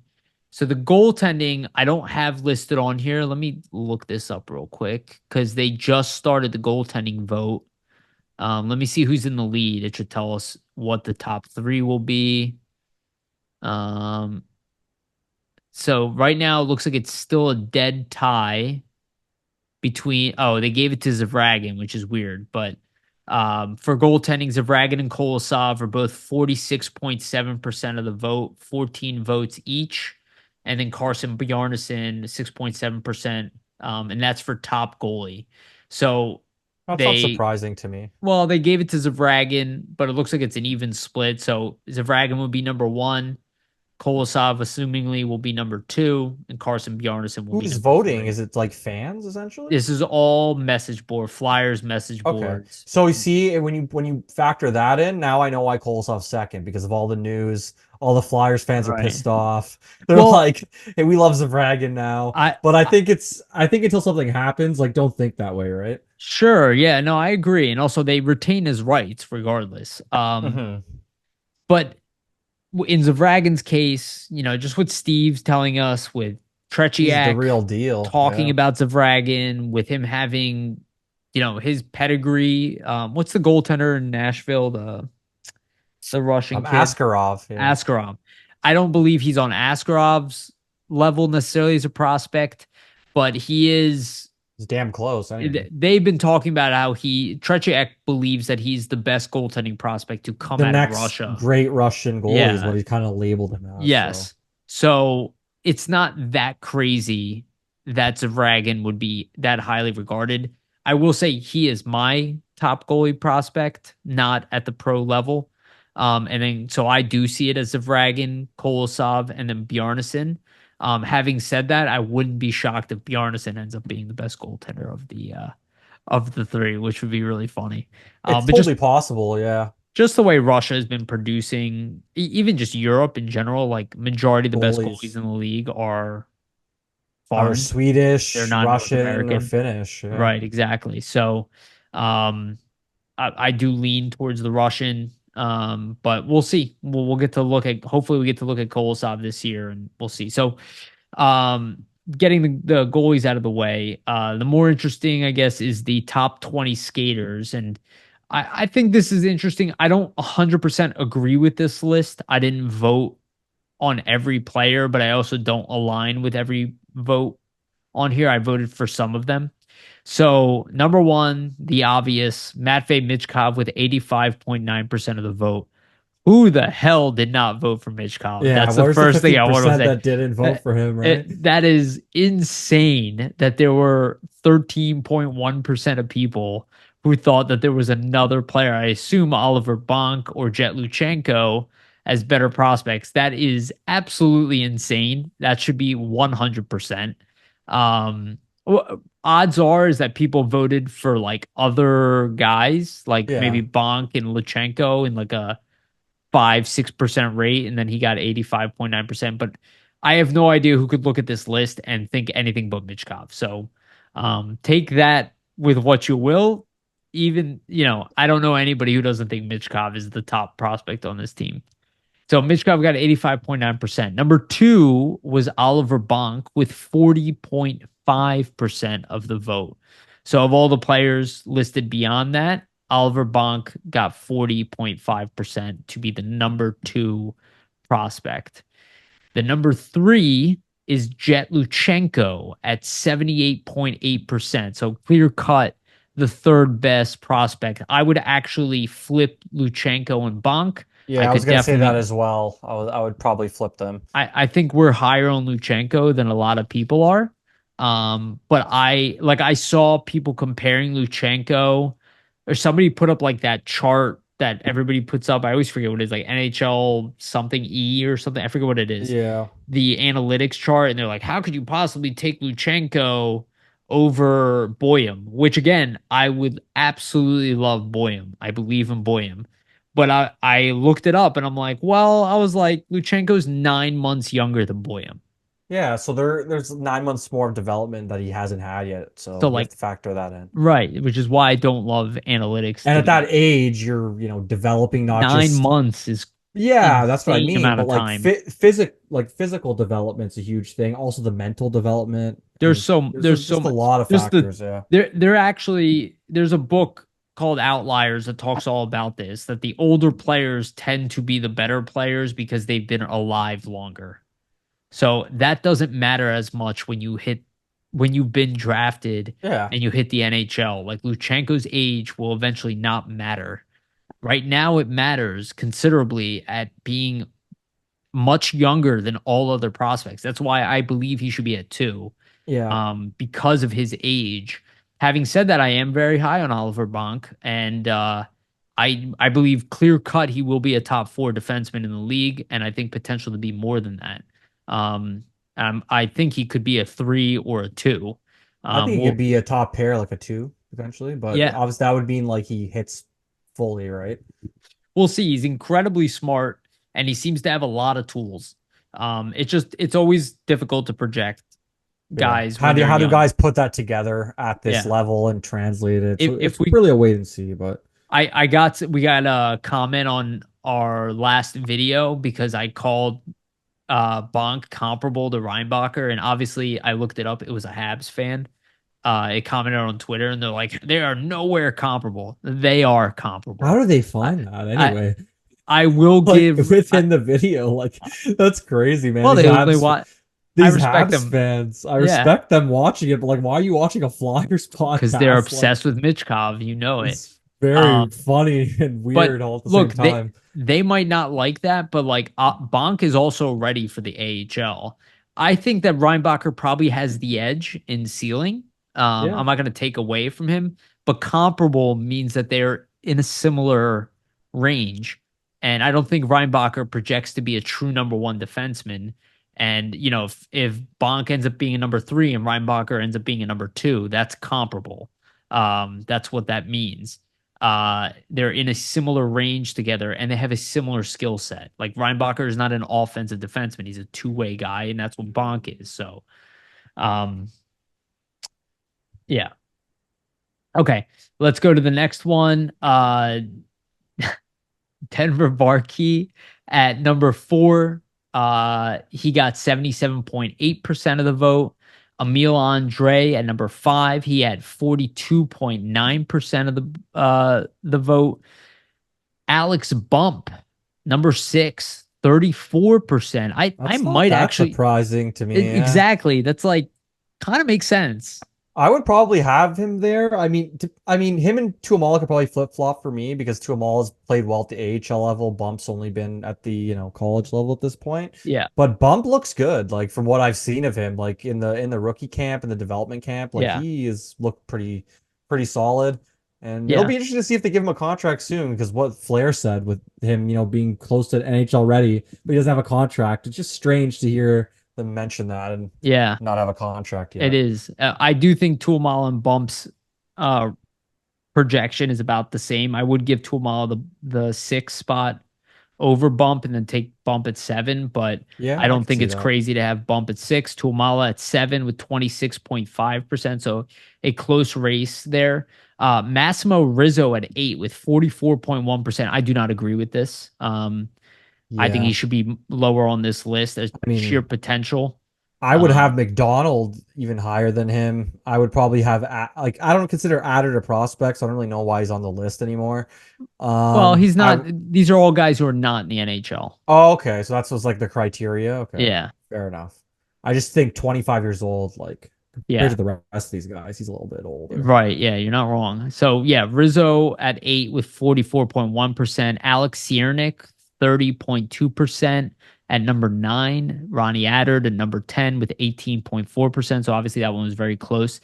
Ilya Poltov at 29.4%. I don't think that that's crazy at all, though No. I do think that Heikki Rahonen at 32% and number 12. He Probably, could be 11. yeah, I was going to say I would have him higher. I would Especially actually, with his performance at the summer showcase, right. he was really good. So Yeah, I think he's going to be a sleeper. Carter Sutherland at 25% at number 13. I think he's too high on this list. agreed. Elliot Denoyer, number 14 at I think he's too low. 30.4%. Potentially, but the down year. I don't know. I think Jack Berglund at 15 is too low. 35.3%. I think he's going to surprise people. I think he's a definite NHLer. We'll see how he turns out in the end, but I do not think the Flyers are going to miss on him. He has I a don't really think good it. defensive game. I think like at the worst he's going to be a third, fourth liner, and then if some offense comes from him, maybe more, right? Well, Steve tells us that he's a really good playmaker. So I see a potential. Played on top lines in Sweden, and it's not something to balk at. So I I think he just maybe might need the opportunity, right? Yeah, again, I see them as building products. I see a potential Michael Hanzus in them. Um, Hmm. Number 16, Hunter McDonald at 19.4%. We can both agree he's probably too low on That's this way list. too low. Yeah. Yeah. But again, this is a top 20, and there are other guys who didn't make this list that I And think it's should be on fan the list. voted, so you have to take that into account, Yeah. obviously. And like J.R. Avon didn't make this list, and I think he should be on here. um, Number 17, Owen McLaughlin, 23.1%. Um, Number 18, Spencer Gill, 33.3%. Feeling a Number little nine, low for a second round pick. right. Like, Yeah. That's why I was like, I take all this with a grain of salt always. but it's fun to go over it anyway. Yeah. Spencer Gill at 33.3%. At 18, number 19, Devin Kaplan, 29.2%. And I actually voted for Noah Powell earlier. I was surprised he actually dropped this low. I would have definitely given him the edge over Devin Kaplan, but Noah Powell at number 20, Yeah. 29.4%. That's a little Um, surprising to see him at the end there just because like he looked really good in a lot of the development camps, but there's a lot of prospects, so like I I would could have him see above why it Carter happens. Sutherland. I would have him above Ilya Paltov. I Um, agree. Yeah. I would maybe even have him above Owen McLaughlin I'd as probably well. have above McLaughlin, Gill, Kaplan, Pautov, Sutherland. Yeah. Gil, I think we're gonna have to see more with him. I think Especially with a Jack, defenseman, it takes a little bit longer. So yeah. And he doesn't have like an amazing resume to work off of right now. So, all right, that's it. So agree with it, disagree with it. That's the list on HF boards for this year. Again, they do it every year. So if you don't like the list, go vote on it next time. And I would recommend signing up to HF boards. Anything you want to leave our audience with, Vasily? no, we're getting closer to training camp in the coming weeks. So obviously we're gonna start ramping the content up. I'm gonna try to do some projection articles for some of the Flyers players coming up before the season. So just keep an eye out for that on Flyers Nitty Gritty and all the other great content we have on the site as well. Yeah, absolutely. Yeah, and just want to remind everybody, please like and subscribe. Follow us. I'm sorry, like and subscribe here on YouTube. Hit the notification bell for notifications to get notified of when we release these episodes. Follow us on iTunes and Spotify for audio versions. And give us a rating there if you can. All the best way to support us. And then again, a shout out to our sponsor, Jim Steak sponsors, Jim Steaks at 4th and South. Make sure to go get yourself a cheesesteak. They are one of the best cheesesteaks in Philly, if not the best. Then Public Summit Adjusters, 215-752-0560. Go to them for all your insurance adjustment needs. That's Public Summit Adjusters, 215-752-0560. And a shout out to Sports Spider, our partner. Again, they are an aggregator of information from all the NHL teams. They have a Flyers page with podcasts. Our stuff is linked at the very top every time we release an article. They are our partners, so support them. They're a pretty cool site. They are replacing Bleacher, or at least trying to, what Bleacher used to do. So go there. You don't have to search the web anymore for everything. You can just go right to Sports Spider. All right. Thank you, everybody, for listening. Vasily, you demand. We love you guys. And remember, always stay